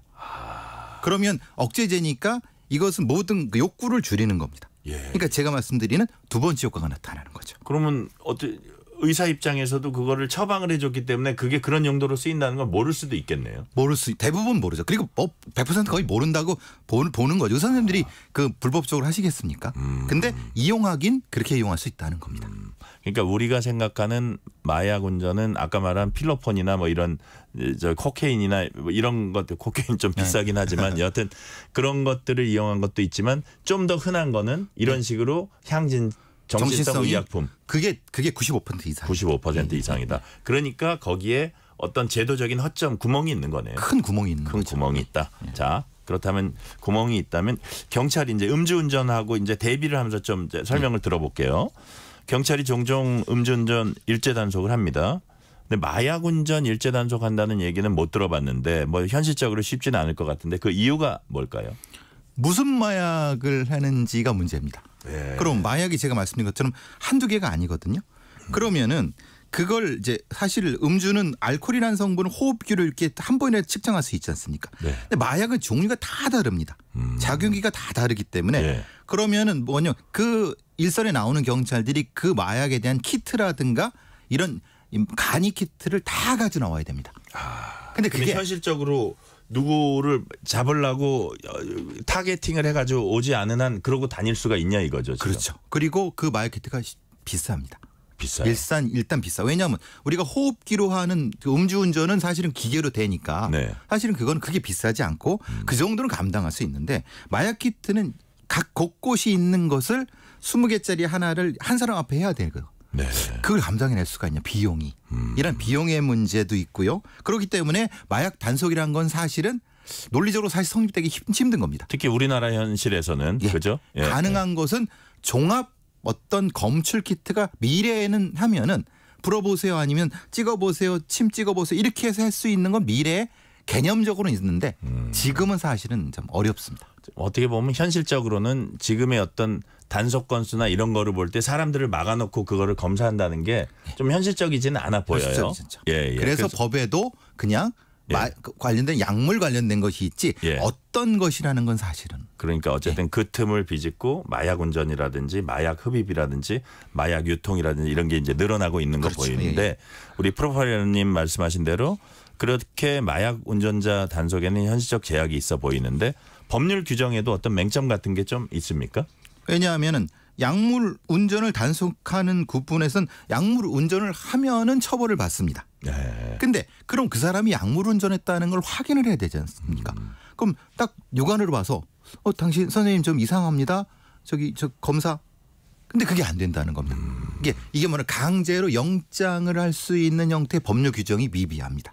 그래서 보통 아까 제가 113명이 걸렸다는 것은 사고를 내 갖고 그 과정에서 음주 측정하고 하면서 약물 할 때 나타나서 처벌을 받는 거지. 그래서 선생님 저 약물 하신 것 같은데요. 이렇게 좀 하시죠라고 하면 거부하면 어떻게 할 수가 없는 방법이 없는 겁니다. 그러니까 예를 들어서 사고를 내거나 아니면 막 이게 가둬놓고 음주 단속을 하거나 하는데 내려가지고 단속하다 보니까 좀 상태가 수상쩍거나 이러면서 단속이 된다는 건가요? 그렇죠. 그렇게 되는 거지. 운전하고 있는데 당신 이상합니다라고 해서 뭘 해자하면 강제성이 있을 수가 없다는 겁니다. 현재로서는 그러면 음주 단속 과정에서 그 장비를 갖추고 나가서 하는 건 아니고 하고서는 좀 이상한 특별한 케이스를 경찰서 데리고 가서 어떻게 거기서 키트로 간이 키트로 하고 그것을 가건물을 국가에서 보내서 하는 이런 방식입니다. 그렇군요. 자 그렇다면 그 말씀하신 대로 그 마약 운전자에 대한 단속과 수사에 이런 현실적인 어려움이 사실 있습니다. 사실 뭐 단속이나 이게 적발도 좋지만 수많은 사람들을 어떤 그 대상으로 이제 검사 대상으로 하는 건 상당히 무리잖아요. 지금 상황은 그런 상황이고 그렇지만 마약이라든지 마약 어떤 그 운전이라든지 이런 거는 좀 증가하고 있기 때문에 그 어떤 과도기에 있는 것 같다는 생각은 들고요. 그럼 처벌 기준은 현행법상 어떻게 돼 있어요? 그러니까 말하자면 지금의 처벌규는 약물에 대한 그 약물을 하고 운전을 했을 경우는 말하자면 3년 이하의 징역 뭐 이렇게 쭉 되거든요. 그러니까 그 기준이 있는데 물론 거기까지 가지 않습니다. 양형 기준은 그보다 훨씬 낮습니다. 그리고 대부분은 그것만이 한 것이 아니라 술과 같이 음주와 같이 이제 소위 말하는 칵테일로 하기 때문에 같이 이렇게 처벌을 받게 되는 경우가 어쨌든 있죠. 뭐 가중 처벌이 되겠네요. 그렇죠. 그러니까 보통 이거는 약물만 하는 것이 아니라 보통 그 술에다가 약물을 섞어서 하는 경우가 대부분입니다. 술에다 약물을 섞어서 그 상태가 한다. 돼서 이제 가중되는 거기 때문에. 근데 최근에는 약물만으로 그런 경우도 나타나고 있어서 그런 것이 사실은 좀 위험한 부분이 분명히 존재하는 거죠. 네, 그렇군요. 자, 지난해 8월 그 유명한 사건입니다. 서울 압구정동에서 신모 씨가 향정신성 의약품 투약한 채 롤스로이스 차량 몰다가 20대 여성을 치어서 숨지게 했습니다. 약간 사건 개요 어떻게 된 건지 한번 좀 리마인드를 조금 시켜주세요. 사실은 그 병원이 굉장히 유명한 병원이고 거기에 그 처방해주는 의사는 지금 그 재판 중에 있습니다. 제가 저기 1심, 2심까지 나왔다고 알고 있는데요. 네네. 거기서 이 롤스로이스를 운전한 사람한테 그 약물을 투약을 저는 해줬다고 생각하고 공급해줬다고 생각을 하는데요. 네네. 그러고 최종 결과는 재판이 끝나봐야지 이제 최종 결과는 알겠지만 지금까지 드러난 걸로는 그 부분이 의심되고 있다 이거죠. 그 부분은 혐의를 받고 있는 거고. 그래서 이제 그걸 몰고 강남 나와서 거기에 이제 그 20대 여성을 치었는데 문제는 치인 다음에 사후 조치를 안 한 뺑소니인 거죠. 말하자면은 그 상태에서 자기가 그 투약했던 병원으로 갔다가 다시 온 상태거든요. 그래서 사실은 이것은 굉장히 위험하다. 왜냐하면은 딱 봐도 음주에 약물을 한 것 같은 사람이 강남 앞판의 대로에 차를 몰고 나와 사람을 이렇게 해서 이 피해자분 돌아가셨거든요. 근데 그래서 이제 문제가 컸던 거죠. 어떻게 강남 대로변에서 이 약물을 하고 운전할 수 있느냐라는 문제가 됐던 거죠. 그러니까요. 근데 이제 사후 조치를 안 했다는 말씀을 하셨는데 사후 조치를 안 하는 게 예를 들어서 최근에 뭐 청소원 이렇게 그 치여서 그렇게 숨지게 하고 달아난 사람도 있고 뭐 여러 사례가 있는데 어떤 사례는 그냥 놀라가지고 그걸 회피하고 자기가 잡히지 않으려고 이제 도망가는 게 좀 많을 것 같고요. 제 생각에. 근데 예를 들어서 그 마약을 혹은 마약류를 한 경우에는 그 판단이 잘 안 서서 막 우왕좌왕하기도 할 것 같아요. 그래서 이제 자기는 심신미약이다라고 주장하는 경우가 있을 수 있는 거죠. 심신미약이다. 근데 지금 이 건의 핵심은 뭐냐면은 본인이 도주한 게 아니다.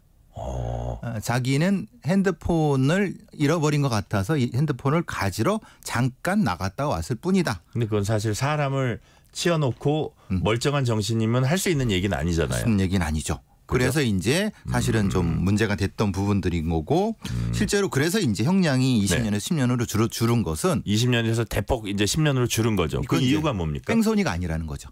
2심에서는 잠깐 갔다가 다시 왔다. 그게 인정이 된 거예요. 인정이 된 거고 1심에선 인정이 안 된 거죠. 그래서 이제 많은 분들이 여기서 공부를 하셨을 거고 어쨌든 이제 뭐 3심으로 가봐야 될 것 같고요. 유족들은 엄청 지금 분노하고 있을 것 같아요. 당연하죠. 이거는 저는 좀 말이 안 된다고 봅니다. 2심 그것이. 근데 이제 어쨌든 뭐 법률적 판단은 이제 대법원 판단을 뭐 두고 있으니까요. 근데 문제가 지금 거기서 나온 그 약물이 에토미데이트라고 하는 거거든요. 어떤 거요? 에토미데이트라고 해서 말하자면 이게 그 일종의 약물은 맞는데 그 프로포폴처럼 이게 그게 아닌 거죠. 말하자면은 이 향정신성 의약품에 의해서 규제가 되는 것이 아니었던 거죠. 그러니까 사실 좀 이 약물은 굉장히 많습니다. 굉장히 많기 때문에 그걸 일일이 빨리빨리 이것이 규제를 해야 된다고 해야 되는데 그게 너무 늦어요.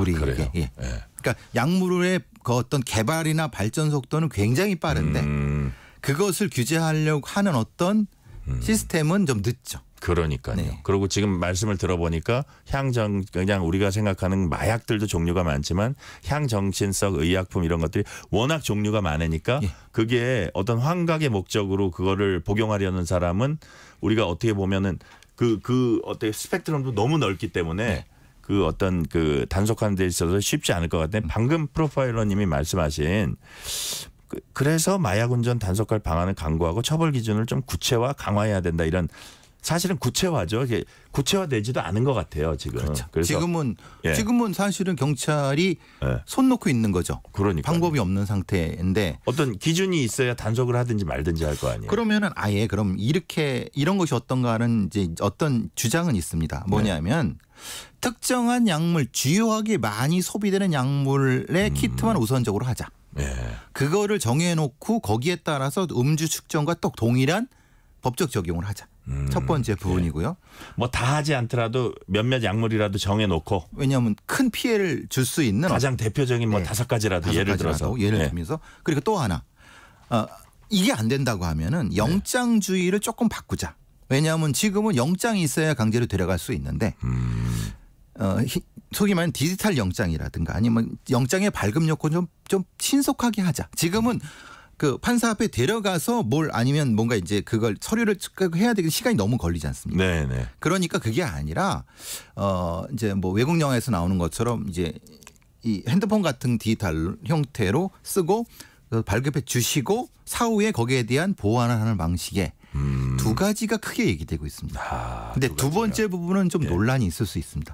왜냐하면 이게 그렇게 쉽게 영장이 나오면 되나? 그러니까 디지털 영장은 어떻게 보완을 할 수 있어? 라고 근데 얘기는 되고 있습니다.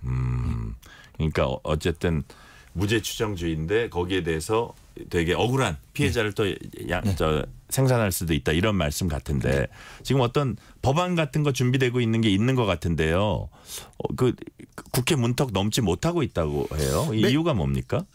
그러니까 아까 말씀드린 매번 국회의원들은 이거를 올려놓죠. 문제의 핵심은 그겁니다. 마약의 종류가 너무 많아요. 그래서 어떤 거를 어떻게 해야 될 것인가에 대한 부분을 열거주의를 할 것이냐 아니면은 근데 지금의 문제는 기존 마약보다는 마약류 같은 이 그 향정신성이 더 위험하거든요. 더 많이 쓰이고 그럼 그걸 어느 정도까지의 기준을 어떻게 설정할 것이냐. 그러니까 예를 들면 우리 그 음주 같은 경우도 원래는 0.05였지 않습니까? 0.03으로 앞으로 땡긴 것도 사실 얼마 안 되거든요. 그런 기준에 대한 문제를 그러니까 이 정도일 때 그 위험하다고 하는 것을 정확히 과학적으로 수치를 해야 되는데 그게 사실은 돈이 한두 푼 드는 것도 아니고 굉장한 사회적 합의가 필요해야 되는 부분인데 거기다가 또 그 측정의 정확성 초기에는 그런 문제도 또 나올 것 같아요. 왜냐하면 음주 측정 가지고도 얼마나 논란이 많습니까? 그 수십 년 동안 음주 측정 갖고도 음주 방법 가지고 어떤 사람 물을 먹는다, 뭐 입가심을 한다, 가그린을 한다, 심지어는 속도계 갖고도 그 이의를 제기해요. 맞습니다. 그러니까 근데 이럴 경우에 근데 지금이라도 빨리 하지 않으면은 마약 운전을 더 많아졌을 때는 이미 못한다. 그러니까 지금이라도 기준점이라든가 실험이라든가 아니면 사회적 합의를 만들어놔야 된다. 거기까지는 많은 국회의원분들이 제기는 하시는데 그럼으로써 조금 더 구체적인 합리적 대안은 무엇일까요? 마지막 질문은 그건 드립니다. 일단은 제가 보기에는 그래도 모법은 있어야 된다. 지금처럼 모법은 있어야 된다. 지금처럼 경찰이 현장에서 무엇이든가 좀 차단하게 할 수 있게 이렇게 해야지 지금은 차단이 안 되니까 도망가 버리는 겁니다. 그러니까 최소한 어떤 기본적인 모법 정도는 있어요. 어느 좀 몇 개라 하더라도 키트가 좀 돈이 든다 하더라도 이렇게 할 수 있게끔 하는 그 정도 예산과 그 정도의 시스템은 지금 필요하지 않느냐. 그러니까 너무 그 종류도 다양하고 이러니까 아예 그냥 지금처럼 손 놓고 있는 거는 곤란하다. 그러니까 아주 가장 대표적인 거 3개 5개라도 어떤 기준을 정해서 거기에 대한 어떤 틀에 가둬놓자. 해놓고 추후 보완을 하면 되지 않느냐. 추후 보완하자. 너무 한술에 배부르게 다 처음부터 완벽하게 갖추기는 어차피 좀 어렵다. 그렇죠. 사실 불가능하죠. 이렇게 많은 약물들을 모두 할 수는 없지 않습니까? 그렇다고 지금 안 할 수는 없는 거고. 그러니까요. 자, 동시에 그런 걸 갖춘 동시에 이제 초기에 어떤 경찰의 역량을 강화하는 것도 필요하겠네요. 아무래도 이제 인권 중심의 마약 어떤 측정에 있어서의 어떤 충분한 훈련과 이런 것이 필요하죠. 자, 오늘은 여기까지 듣겠습니다. 지금까지 배상훈 프로파일러였습니다. 감사합니다. 감사합니다. 실시간 교통 상황 알아보겠습니다. 라디오 교통정보센터 유하영 리포터 나와주세요. 네, 이 시각 교통정보입니다. 지금 서울 시내에서는 돌발 구간이 있는데요. 내부순환도로 성산 방향 홍지문 터널 출구 부근 3차로에서 사고 났습니다. 종암 분기점부터 막히고요. 이 구간 비가 오고 있습니다. 조심해서 지나셔야겠고요. 퇴근길 정체도 길게 이어지면서 동부간선도로 의정부 쪽으로 성동 분기점에서 상계교까지 막히고요. 이 구간 지나는데 55분 정도 필요합니다. 고속도로는 수도권 제일순환고속도로 판교에서 일산 방향 안양터널 부근 4차로에서 사고 났고요. 더 가서 안현 분기점부터 송내까지 10km 정체입니다. 영동고속도로 인천 쪽으로 둔내터널 부근 1차로에서 공사하면서 면원부터 밀리고요. 더 가서 동수원에서 부곡까지 정체입니다. 이후로 반월터널과 서창 분기점 부근에서 속도 떨어집니다. KBS 교통정보센터였습니다.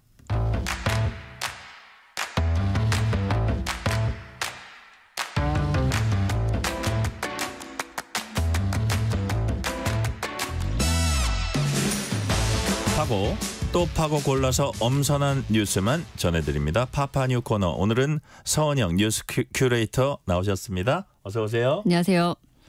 자, 일본 오키나와 쪽에서 태풍이 발생했습니다. 내일쯤이면 우리나라가 영향권에 들 거라고 하는데 지금 태풍의 위력 어느 정도입니까?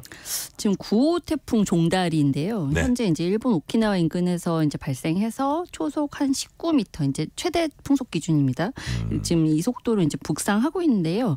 뭐 강도나 이런 거 봤을 땐 소형 태풍입니다. 아주 강하다고 보기는 어려운데 현재로서는 내일 오후 대여섯 시쯤에 제주도 서쪽 해상에 근접해서 계속 서해를 따라서 이제 북상할 것으로 예상이 되고 있습니다. 네. 다행스럽게도 서해로 진입할 무렵 정도에는 이제 태풍이 세력을 유지하지를 못하고 열대 저압부로 약해질 것으로 전망이 되는데요. 이제 열대 저압부라는 건 태풍 전 단계거든요. 그러니까 풍속이 어느 정도 그 이상이 어떤 수치 이상이 돼야 되는데 이 열대 저압부라는 건 아직 태풍의 위력에 해당할 만큼의 수치를 달성하지 못한 거예요. 네. 그 풍속이 그만큼 빠르지 않다라는 거죠. 그래서 아마 이제 태풍으로는 인정받지 못할 정도로 상당히 약해질 것이다 이렇게 예상이 되고 있는데요. 다만 비는 좀 꽤 올 것 같아요. 그래서 지금 제주도 남해안 지리산 부근 같은 경우에는 내일 오후부터 모레 아침 사이에 이제 시간당 한 30mm 정도 상당히 강한 비가 좀 내릴 것으로 예상이 되기 때문에 좀 비 피해가 없도록 좀 주의가 필요하겠습니다. 네. 자, 절기상으로 보면 이번 주 목요일 22일이죠. 때마침 더위가 가신다는 처서입니다. 네. 근데 과연 가실까? 네. 요즘에 그 더위의 기세 같아서는 과연 가실까 이런 생각이 들긴 드는데 네. 어떻게 보세요? 태풍이 오면 더위가 조금은 가실까요? 보통은 이제 태풍 오고 나면 이제 비가 쫙 시원하게 쏟아지면서 좀 더위가 가시죠. 예, 그리고 이번에도 가신다고 말씀 좀 해주세요. 근데 결코 그렇지가 않고 오히려 더 더워진다고 합니다. 이런.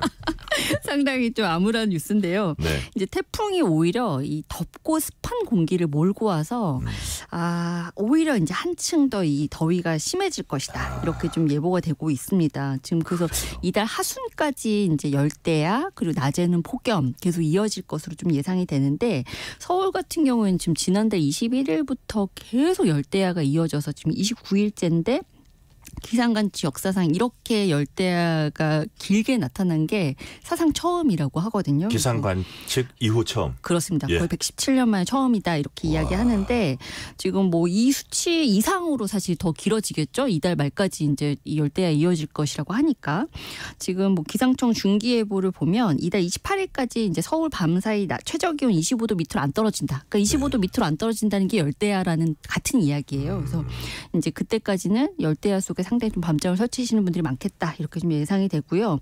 낮 최고 기온 같은 경우에도 지금 30에서 34도 예상하고 있는데 평년이 한 27도에서 31도거든요. 최고 기온 기준으로. 그러니까 평년보다 훨씬 덥다 이렇게 좀 예상하시면 되겠습니다. 자.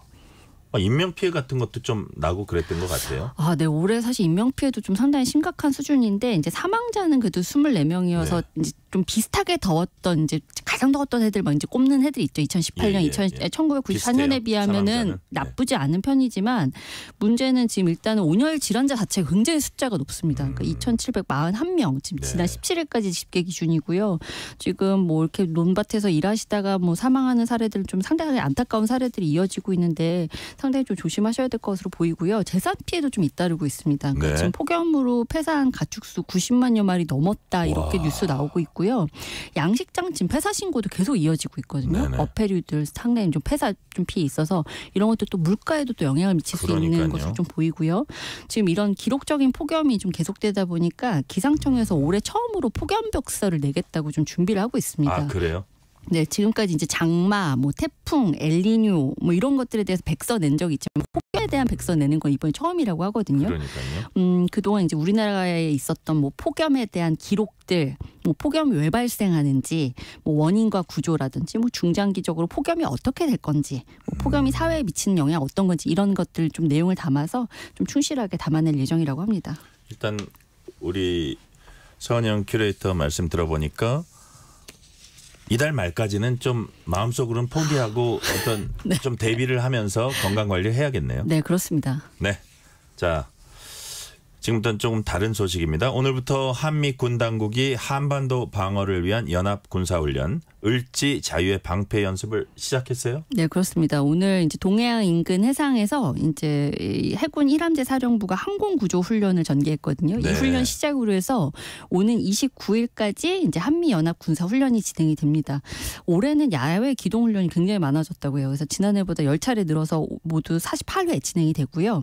지금 여단급 훈련 같은 경우도 4배 이상 확대가 됐습니다. 북한은 이제 대량 살상 무기에 대응하는 훈련, 뭐 지상전, 해상전, 뭐 공중전 넘어서 심지어 뭐 사이버전, 우주전까지 이 다양한 자산을 활용해서 좀 이제 이 다영역의 작전을 좀 시행할 예정이라고 합니다. 네.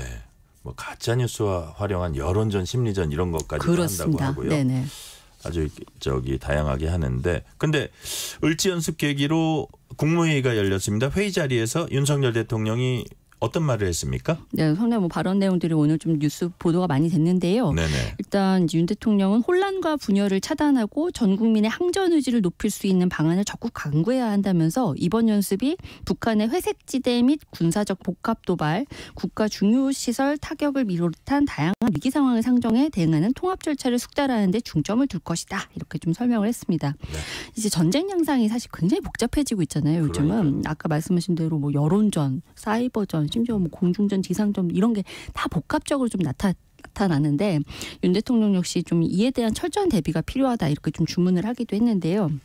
지금 이제 전쟁 양상이 정규전, 비정규전, 사이버전은 물론 가짜 뉴스를 활용한 여론전과 심리전이 혼합된 하이브리드 형태로 진행이 되고 있다. 네. 현재 우리는 전 세계에서 가장 무모하고 비이성적인 북한의 도발과 위협을 마주하고 있고 우크라이나 전쟁과 중동 지역 분쟁에서 보시다시피 전쟁은 언제든지 일어날 수 있다. 이렇게 좀 철저한 대비를 좀 주문을 했고요.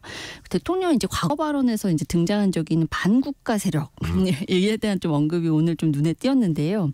우리 사회 내부에는 자유민주주의 체제를 위협하는 반국가 세력들이 곳곳에서 암약하고 있다면서 이 북한은 개전 초기부터 이들을 동원해 폭력과 여론몰이 그리고 선전선동으로 국민적 혼란을 가중하고 국론 분열을 깨할 것이다. 이렇게 경고하기도 했습니다. 상당히 어려운 단어들이 많이 등장하죠. 그러군요. 우리가 옛날에는 네. 뭐 이런저런 경험을 다 갖췄다 할 때는 산전수전 다 겪었다 했는데 요즘은 산전수전 갖고는 어디 명함도 못 내밀겠어요. 네, 아까 말씀하는 거 보니까 뭐 정규전, 비정규전, 맞습니다. 사이버전, 무슨 뭐 심리전, 뭐 나중에 우주전까지 간다고 하니까요. 예, 네. 하이브리드 형태로 뭐 하기도 그렇습니다. 하고. 자, 다음 소식으로 넘어갑니다. 끝으로 미국 대선 소식 살펴봅니다. 카멀라 해리스 부통령이 트럼프 전 대통령을 근소한 차이로 앞선다. 이런 여론조사 결과가 잇따라 나오고 있는데 좀 자세히 그 부분 좀 설명해 주세요. 네, 이게 현지 시간으로 오늘부터 네. 이 미국 시카고에서 민주당 전당대회 막을 올리거든요. 근데 이 대관식을 딱 앞두고 이제 아주 기분 좋은 민주당으로서는 네. 이제 기분 좋은 여론조사 소식이 계속 나오고 있는데 해리스 부통령 지지율이 상승세를 계속 이어가고 있다는 소식입니다. 이 워싱턴 포스트, ABC 뉴스 여론조사 업체 입소수가 이제 어제죠. 그러니까 현지 시간으로 어제 이제 발표한 여론조사 내용인데요.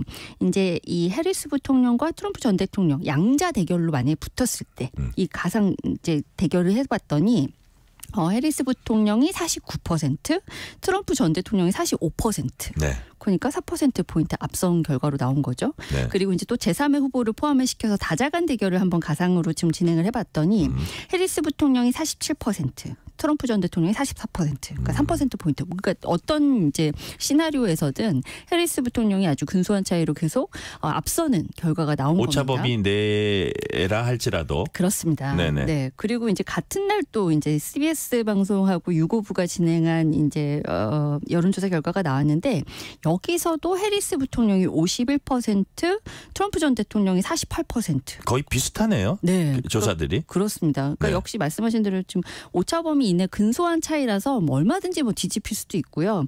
우리가 또 2016년 대선으로 상당히 많은 걸 배우지 않았습니까? 그때 트럼프 클린턴. 네. 클린턴 트럼프. 예. 힐러리 클린턴 후보가 더 많은 득표율을 얻었지만 결국에는 선거인 단수 확보에서 밀리면서 결국에는 패배를 했잖아요. 거기다 직전까지도 여론조사에서 앞섰어요. 맞습니다. 네. 네. 그래서 사실 이제 뭐 이걸 좀 객관적으로 보자면 이 수치만 가지고 뭐 승리를 낙관할 수 있다 이렇게 보기엔 좀 어렵죠. 그런데 지금 민주당 같은 경우는 후보 교체 이후에 이제 어쨌든 이렇게 뒤집힌 거잖아요. 그러니까 네. 계속해서 이제 이 해리스 부통령이 좀 앞서는 이 여론조사 결과가 나오다 보니까 상당히 고무적인 분위기고요. 좀 뭐 민주당 전당대회 앞두고 상당히 축제 분위기다 이런 뉴스도 나오고 있습니다. 사실 바이든 대통령이 사퇴하는 것도 큰 결단이었는데 네. 그 당시 민주당 지지자들은 이게 과연 사퇴한다고 갑자기 데려온 해리스가 될까? 네네, 그런 그렇습니다. 생각했었는데 그거하고는 분위기가 좀 다른 거네요. 그렇습니다. 네네. 자, 결국 경합주 표를 누가 더 많이 가져가냐 이게 이제 승패 갈림길 관건이잖아요. 맞습니다. 자, 네. 경합주 여론조사 결과는 어떻게 지금 나오고 있습니까? 사실 제가 이제 앞서서 소개해드렸던 이제 이 가상 대결의 결과, 이제 여론조사들은 결국은 네. 전국 단위 여론조사 이야기고요. 말씀하신 대로 경합주에서 누가 이 표를 더 많이 가져가느냐에 따라서 결국 이번 대선 다 승패가 결론이 날 거거든요. 그런데 이 여론조사, 경합주 여론조사에서도 해리스 부통령이 앞서는 결과가 계속 나오고 있어요. 그러니까 최근에 이제 쿡 폴리티컬 리포트 조사에서 해리스 부통령이 이제 7개 경합주를 보통 꼽는데 네. 5곳에서 우세하고 한 곳에선 거의 동률, 한 곳에서는 열세다 이렇게 좀 집계가 됐고요. 뉴욕타임스 시에나대 조사에서도 5곳 우세, 2곳 열세. 그러니까 경합주 표도 이 해리스 부통령이 더 많이 가져갈 거다 이런 전망들이 나오고 있는 겁니다. 네. 트럼프 후보가 좀 긴장을 하겠어요? 네, 그래서 요즘 계속 막말이 더 많아졌다는 아니, 그러니까 긴장하면은 나오죠. 이런저런 말이 많아지는데. 맞습니다. 좀 해리스를 향해서 좀 센 말들이 좀 나오고 날선 있나요? 공격들, 심지어 사실 이제 차라리 이제 좀 정책 대결 형식으로 가는 이제 그런 발언들이었다면 더 좋겠지만 뭐 외모를 비하한다든지, 누구를 비하? 외모를 비하한다든지, 외모를. 단지 여성이라는 점을 공격한다든지 이런 식으로 상당히 좀 이렇게 납득하기 어려운 좀 공격으로 계속 이제 이렇게 좀 구설에 많은 오르고 사람들의 있어요. 어떤 공감을 얻기 쉬운 어려운 부분인데. 맞습니다. 그러다 네. 보니까 지금 이제 이 공화당 내에서도 상당히 좀 비판적인 목소리가 나오고 지지층마저 좀 뒤돌아서 등을 돌리고 있다 이런 뉴스도 나오고 있고요. 그러니까요. 자, 그런데 이번 민주당 전당대회가 아주 화려한 대관식이 될 거다 이런 보도가 나오고 있어요. 네. 전현직 대통령들이 총출동해서 해리스의 지지 연설을 할 예정이죠. 뭐 떠오르는 사람은 오바마, 클린턴 뭐 이런 사람들인데요. 맞습니다. 네. 그분들이 정말로 다 총출동을 합니다. 그러니까 전대 이제 첫날 이제 오늘 밤이 되겠죠. 부부 동반으로 올 것 같아요. 맞습니다. 당연히. 네. 첫날은 이제 바이든 대통령이 연사로 나서서 네. 이제 재임 시절에 우리 이제 바이든 대통령과 이 해리스 부통령이 함께 이룬 성과들 좀 소개를 하면서 이 횃불을 이제 이 해리스가 이어갈 것이다. 이런 식으로 이제 이 해리스 후보를 띄워주는데 이제 상당히 이제 공을 들일 것으로 보이고요. 이날은 이제 영부인인 질 바이든 여사, 힐러리 클린턴 전 국무장관도 지지 연설에 나섭니다. 이튿날에는 이 시카고가 버락 오바마 전 대통령 부부의 정치적 고향이에요. 그럼요. 그렇죠? 예. 거기서 지역 의원도 했었죠. 맞습니다. 예. 그래서 이제 이 버락 오바마 전 대통령 부부가 연사로 나설 예정이고요. 그 다음 날은 빌 클린턴 전 대통령이 이제 지지 연설 예정돼 있습니다. 그리고 이제 뭐니 해도 이번 이제 전당대회 하이라이트는 이제 후보 선정하는 이제 24일 마지막 날 이제 해리스 부통령이 이날 이제 대통령 후보 수락 연설하면서 미국을 향한 이제 비전을 밝히는 이제 연설이 좀 이어질 예정이고요. 이번에 할리우드 스타들도 좀 총출동한다는 보도도 좀 이어지고 있어요. 이제 과거 민주당 전대 빛냈던 이제 존 레전드 공연이 예정이 돼 있고요. 미국 최초 여성 부통령을 다룬 미국 드라마 비프 상당히 인기 드라마였는데 여기서 부통령 역을 맡았던 줄리아 루이 드레퍼스가 이 여성 민주당 주지사들과 대담을 할 예정입니다. 그리고 일부 매체들 같은 경우에는 이번에 팝스타 비욘세가 올 거야, 테일러 스위프트까지 올 거야. 이렇게 정말 이 쟁쟁한 팝스타들이 총출동할 거다라는 보도까지 나오고 있는데 파괴력은 대단할 것 같은데요. 엄청나죠, 사실. 네. 그래서 물론 지금 참석 여부가 확정이 되진 않았습니다만 상당히 네. 이제 기대를 좀 모으고 있는 뉴스기도 합니다. 그 미국에선 연예인들이 이렇게 또 총출동을 하네요. 그렇습니다. 특히 이제 민주당 후보 쪽에 많이 오는 맞습니다. 것 같아요. 네. 자. 오늘은 여기까지 말씀 듣겠습니다. 지금까지 서은영 뉴스 큐레이터였습니다. 말씀 감사합니다. 감사합니다.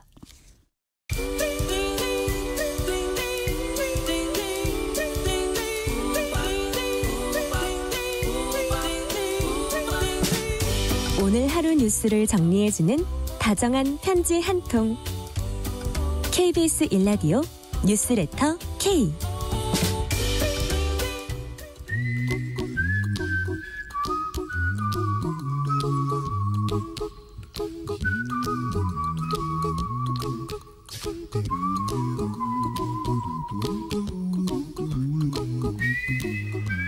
돈 걱정, 경제 걱정, 미래 걱정, Don't worry. 전문가와 함께 모든 경제 걱정 해소해드리는 시간입니다. 오늘도 권혁중 경제평론가 나오셨습니다. 권혁중 평론가님 어서 오세요. 네, 안녕하십니까. 자, 국민연금을 예정보다 일찍 받는 조기 수급자가 지난해 10만 명을 훌쩍 넘어섰다고 합니다. 한 11만 2천 명 정도 된다고 하는데요. 연금을 조기 수령하는 사람들은 그전에보다 이제 2배 가까이 늘었다고 하는데 네. 왜 이렇게 조기 수급자가 늘어난 걸까요? 이게 정확한 용어는 이제 조기 노령연금이라고 얘기하는데요. 네. 이게 법정 노령연금 받을 시기보다 1년에서 최대 5년까지 미리 앞당겨서 받는 제도입니다. 예. 이게 지금 국민연금공단 자료에 보면은요. 아까 말씀 주셨다시피 이 조기 수급자가 작년에 11만 2,031명 정도 됐거든요. 네. 근데 이게 보통 2022년도 같은 경우는 5만 9천 명, 뭐 21년도는 4만 7천 명, 보통 이제 4, 5만 선에서 있다가 네. 2023년도 그러니까 작년에 2배 이상 뛰었습니다. 그래서 11만 명 이렇게 됐는데 10만 명 선을 넘어간 게 지난해가 처음이에요. 그러니까 많은 분들이 작년에 이제 조기 노령연금을 이제 신청을 했다는 건데 늘어난 이유 본다 그러면 사실 첫 번째 이유는요. 일단 정년을 채우지 못하고 나오신 분들이 회사를 나오신 분들이 굉장히 많다라는 거죠. 그러니까 소득 자체가 없는 거죠. 소득 자체가 없다 보니까 먹고 살아야 되니까. 네, 일단 생활비는 써야 되겠고 네. 그래서 이제 조기 노령연금을 신청하는 케이스가 있고요. 두 번째로는 소득은 있습니다. 근데 소득이 너무 적은 거예요. 그래서 이제 조기 노령연금을 신청하신 분들 그러니까 매년 이렇게 많습니다, 사실. 근데 작년에는 특별히 좀 많았다라 보시면 되는데 근데 왜 아니 소득이 왜 없을까? 왜 그렇게 본다 그러면 일단 작년은 좀 특이한 게요. 일단 연령이 수급 개시 연령이 1년 늦춰진 해였죠. 왜냐하면 이게 아시겠지만은 이제 처음 국민연금 나왔을 때 이제는 은퇴 시기와 연금 수급 시기를 맞췄습니다. 만 60세에 받도록 돼 있는데 일단 1차 개혁이 있었어요. 98년도에 이제 연금 개혁이 있었을 때 야 그럼 2013년부터 61세 그다음부터 5년마다 1세씩 연장하자. 그러면서 이제 늦게 받자라고 이제는 연금 개혁이 이루어졌었죠. 예. 이제는 돌아온 겁니다. 그게 이제는 원래 62세 때 받아야 되는데 작년에 63세로 늘어났거든요. 그러니까 이제 그거를 생각을 못 하신 거죠. 그 전에 개혁했던 게 이제 돌아온 거예요? 그렇죠. 매년 5년마다. 시행이 되는 거예요? 네. 그래서 사실상 작년에 난 62세니까 원래 이제 62세 연금 받는데 라고 생각하고 계셨던 거죠.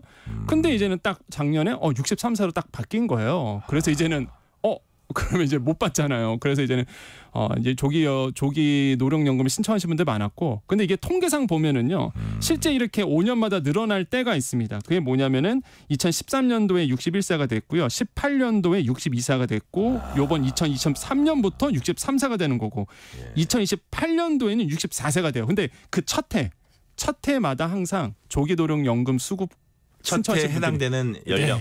네, 그때가 항상 많았습니다. 그래서 사실 이게 이제 수령 시기가 늦춰지는 바람에 이제는 작년에 좀 많았죠, 신청자들이. 어떻게 보면 되게 자연스러운 현상이네요. 그렇죠. 이제 사실상 이제 개혁안 손해 보는 거 알면서도. 네. 이게 사실 이게 좀 신청하면 손해 보는 거 맞거든요. 왜냐하면 이미 뭐 뉴스를 통해서 많이 아셨겠지만 실제적으로 이제는 노령연금, 그러니까 조기노령연금을 신청하게 되면은 퍼센테이지로 깎이게 됩니다. 그러니까 이게 손해연금이라고 보통 얘기를 해요. 왜 그러냐면 얼만큼 나이보다 네. 일찍 당겨받게 되면 얼만큼씩 줄어들어요? 일단 1년씩 일찍 받을 때마다 연 6%씩 깎입니다. 그러니까 월 0.5%씩 이제 연금액이 줄어들게 되고 최대 5년까지 미리 받을 수 있거든요. 30%네요. 그렇죠. 그럼 최대 30%예요. 그러면 내가 받는 금액이 70%가 되는 거잖아요. 원래 받는 금액보다 그렇죠. 이게 쭉 가는 겁니다. 평생. 그래서 이제 사실상 이제 손해연금이다. 이렇게 이제는 볼 필요가 일시적인 게 아니라 한번 그렇게 선택하는 순간 네. 제가 어쨌든 그 끝까지 네네.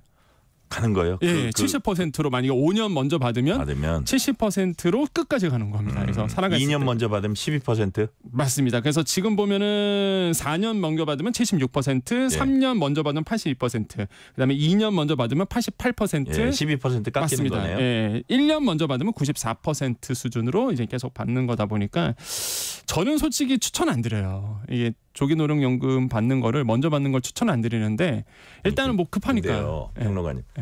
급한데 어떻게 맞아요. 충분히 추천은 당연히 안 하는데 급하면 저는 이해는 돼요.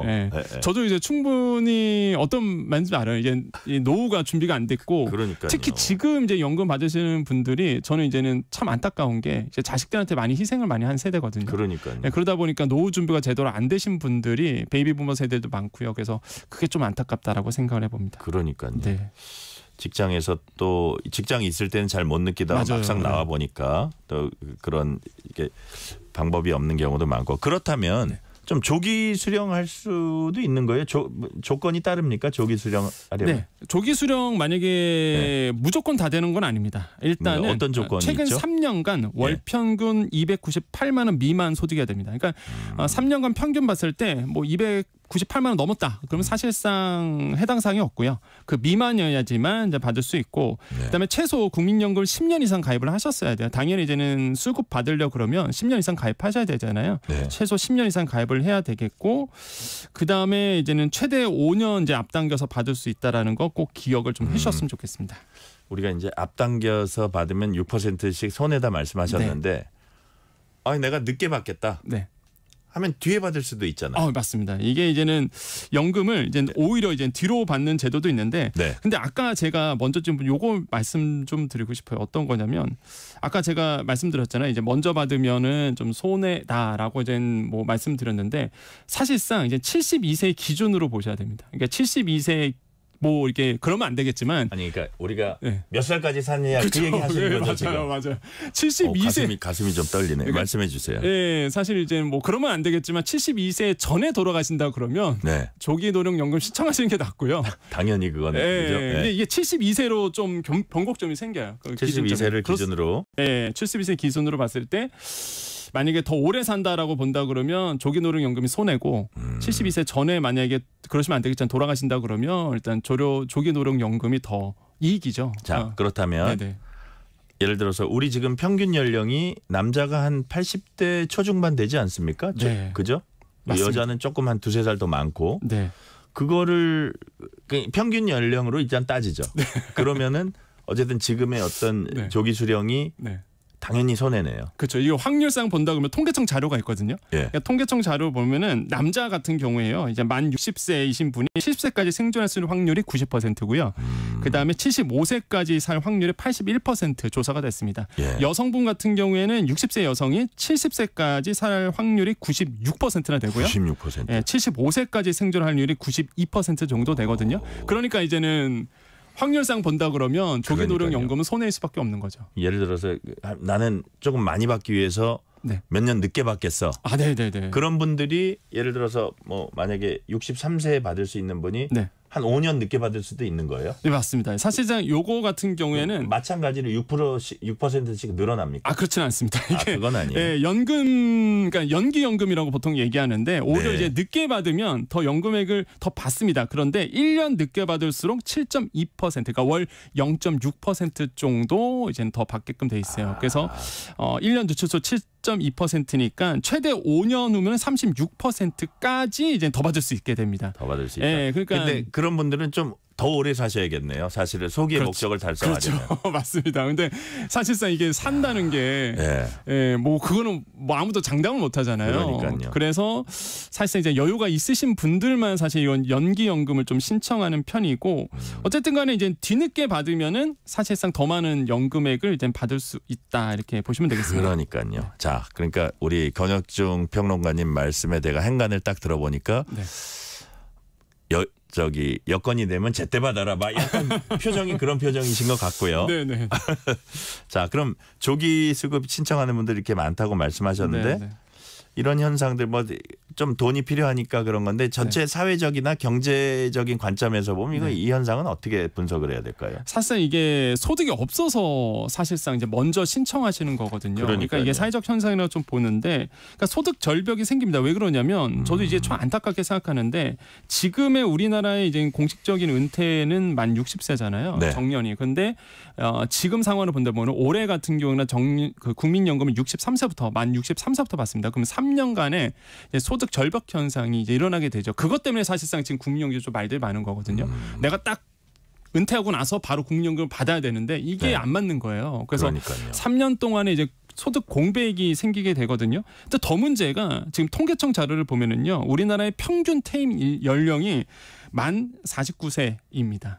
그러니까 사실상 정년이 60세지만은 일단 그 실무에 가면은 필드에 가면은 거의 49세, 50세 되면 사실상 은퇴를 한다는 얘기거든요.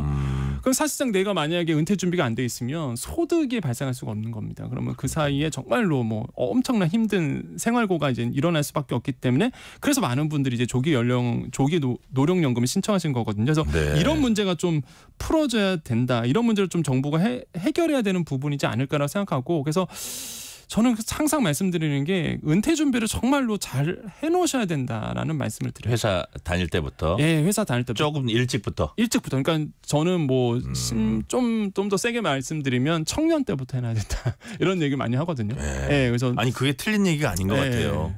이게 아마 아시겠지만 세월 정말 빨리 가잖아요. 너무 빨리 갔다. 왜 저한테 그런 말씀을 하세요? 엄청 빨리 가네요, 세월이. 네, 저도 사실 느끼거든요. 저도 이제 지금 나이가 좀 있다 보니까 그래서 세월이 참 빨리 가는 게 이게 정말로 그래서 노령 말 그대로 은퇴는 미리미리 준비하시는 게 좋다라고 말씀드립니다. 네, 지금 나이가 좀 든 사람끼리 얘기를 나누고 있습니다. 자.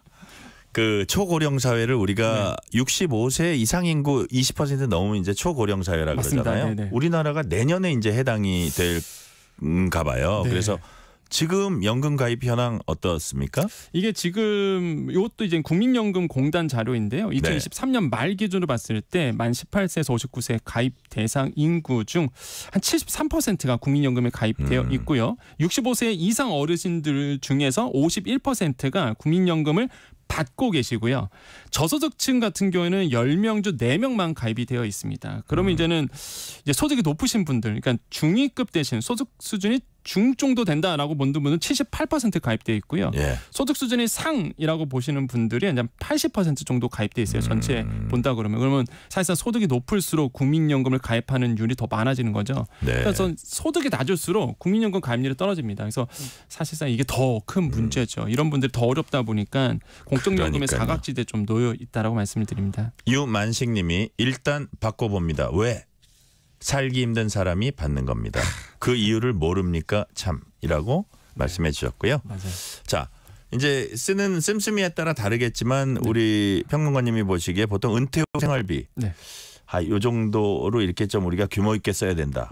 얼마가 적정합니까? 이게 정말 어려운 질문이에요. 네, 요것도요. 사실 이제는 국민연금공단에서 조사된 보고서가 있습니다. 아, 그렇군요. 네, 그래서 요걸 이제는 말씀드리면 일단 21년도 중고령자의 그 경제생활 노후준비 실태라는 이제 보고서가 있는데요. 여기에 보면은 1인 기준 이거는 필요 최소입니다. 필요 최소의 노후 생활비를 124만 원 정도로 지금 보고 있습니다. 이게 2005년도 첫 조사했을 때가 66만 원이었거든요. 그때보다 2배 이상 늘어났죠. 부부 기준을 본다 그러면 198만 원. 이거는요. 필요 최소입니다. 정말 이 정도는 있어야 된다라는 거고 그러면 이제 필요 적정 수준으로 좀 넓혀서 본다 그러면 21년도 기준 1인 필요 적정 노생활비는 177만 원이고요. 네. 부부는 277만 원 정도가 조사됐거든요. 그러니까 사실상 지금 현재로 본다 그러면 부부로 본다 그러면 277만 원이 적은 돈이 아닌데. 네, 적은 돈이 아닌데 지금 조사에 의하면 적정하다고 느끼는. 그러니까 이 정도면 괜찮아라고 느끼는 게 277만 원으로 이제 조사가 됐다는 거죠. 최소는 198만 원 이렇게 좀 보고 있습니다. 네. 자, 정년 퇴직 후에 국민연금 수령까지 아까 말씀하신 대로 공백도 있고 네. 뭐 국민연금만으로는 지금 아까 수치도 말씀해 주셨지만 네. 생활비 충당하기 어렵다 이렇게 호소하시는 분들 있고요. 네. 그래서 아까 빠르면 빠를수록 좋다는 얘기도 하셨는데 네. 노후 플랜 미리 세워둘 어떤 팁 한 말씀 해주신다면 어떻게 해야 될까요? 뭐 다양한 방법이 있겠지만은 일단 네. 기본적인 거를 말씀드리면 보통 3층 연금, 3층 연금 막 이런 얘기 하잖아요. 이게 피라미드를 하나 세워본다 그러면 맨 밑에가 사회보장제도 그러니까 국민연금을 들 수 있습니다. 네. 중간층이 이제 기업보장이라고 해서 퇴직연금을 볼 수 있고요. 마지막으로 이제 자기보장이라고 해서 개인연금 이렇게 보거든요. 그래서 우리가 보통 3층 연금 하면 국민연금, 퇴직연금, 개인연금을 보통 얘기를 해요. 네. 근데 보통은 요 정도는 이제 많이 알고 계시는데 저는 이제 좀 추천드리는 게 주택연금을 좀 추천드립니다. 주택연금. 주택연금 같은 경우에는 일단은 만 55세 이상 분들이 자기가 가지고 있는 이 소유주택을 가지고 사실상 연금 형태로 받는 건데 이게 많은 분들이 이제는 연금이라고 부르니까 연금으로 아시는데 그렇지는 않고요. 사실 대출 상품입니다. 그러니까 공단이 책임을 지는 거고 공사가 이제는 보증을 쓰는 거고 은행에서 사실 내 집을 담보 맡겨서 대출받는 형식이거든요. 이게 이제 연금처럼 나오다 보니까 이제 주택연금을 부르고 있는데 근데 저는 이게 왜 좋냐고 말씀드리는 이유가 주택 가격을 내가 딱 수령을 합니다. 내가 연금을 받는다라고 보면 그때부터 똑같은 금액을 받아요. 그런데 만약에 내 재산 가액이 집이 예를 들어서 가치가 낮아질 수 있잖아요. 그러면 사실상 나 입장에서는 손해가 아닙니다. 그러니까 정부 입장에서 손해예요. 왜냐하면 그 차익만큼 정부가 대신 주거든요. 네. 그러니까 손해는 아닌데 만약에 아파트 가격이 더 올랐어요. 그러면 제가 손해겠죠. 왜냐하면 기본 시작할 때부터 똑같은 금액을 받으니까. 그런데 놀라운 게 그 차익만큼 상속 재산으로 빠져줍니다. 네. 그 아들이 자녀가 받을 수 있거든요. 그래서 저는 뭐 주택연금 전 나쁘지 않다 이렇게 말씀을 드립니다. 네. 시간이 이제 다 됐는데 아주 짧게. 정부에서 국민연금 개혁안 발표할 걸로 보입니다. 어떤 내용 단계일까요? 주요한 거 한두 가지만 말씀해 주세요. 일단은 그 인상은 될 겁니다. 분명히 이제 보험료율을 지금 9%인데 이걸 이제 인상시키는데 장년층은 더 내고요. 이제는 청년층 같은 경우는 올해 더 내야 되거든요. 그래서 올리는 금액을 좀 적게 올리는 방안, 이런 차등 방안이 지금 모색되고 있고 저는 이게 좀 합리적이라고 보거든요. 그래서 이런 부분에 대해서 지금 연금 개혁안이 아마 발표될 것으로 보고 있습니다. 여기까지 말씀드리겠습니다. 지금까지 권혁중 경제평론가였습니다. 말씀 감사합니다. 네, 감사합니다. 뉴스레터 K는 오늘 여기까지입니다. 프랑스 대표 배우 알랭 드롱이 88세를 일기로 별세했습니다. 마크롱 대통령의 말처럼 스타그 이상 프랑스의 기념비적 존재였던 세계적인 명배우 최고의 미남이었습니다. 알랭 드롱 최고의 히트작 영화 태양은 가득히의 OST 들으시면서 이 시간 마무리하겠습니다. 커피 쿠폰 받으실 분들은 뉴스레터 K 홈페이지에 확인해 주시고요. 오늘도 함께해 주신 청취자 여러분 진심으로 감사드립니다. 지금까지 뉴스레터 K 전종철입니다.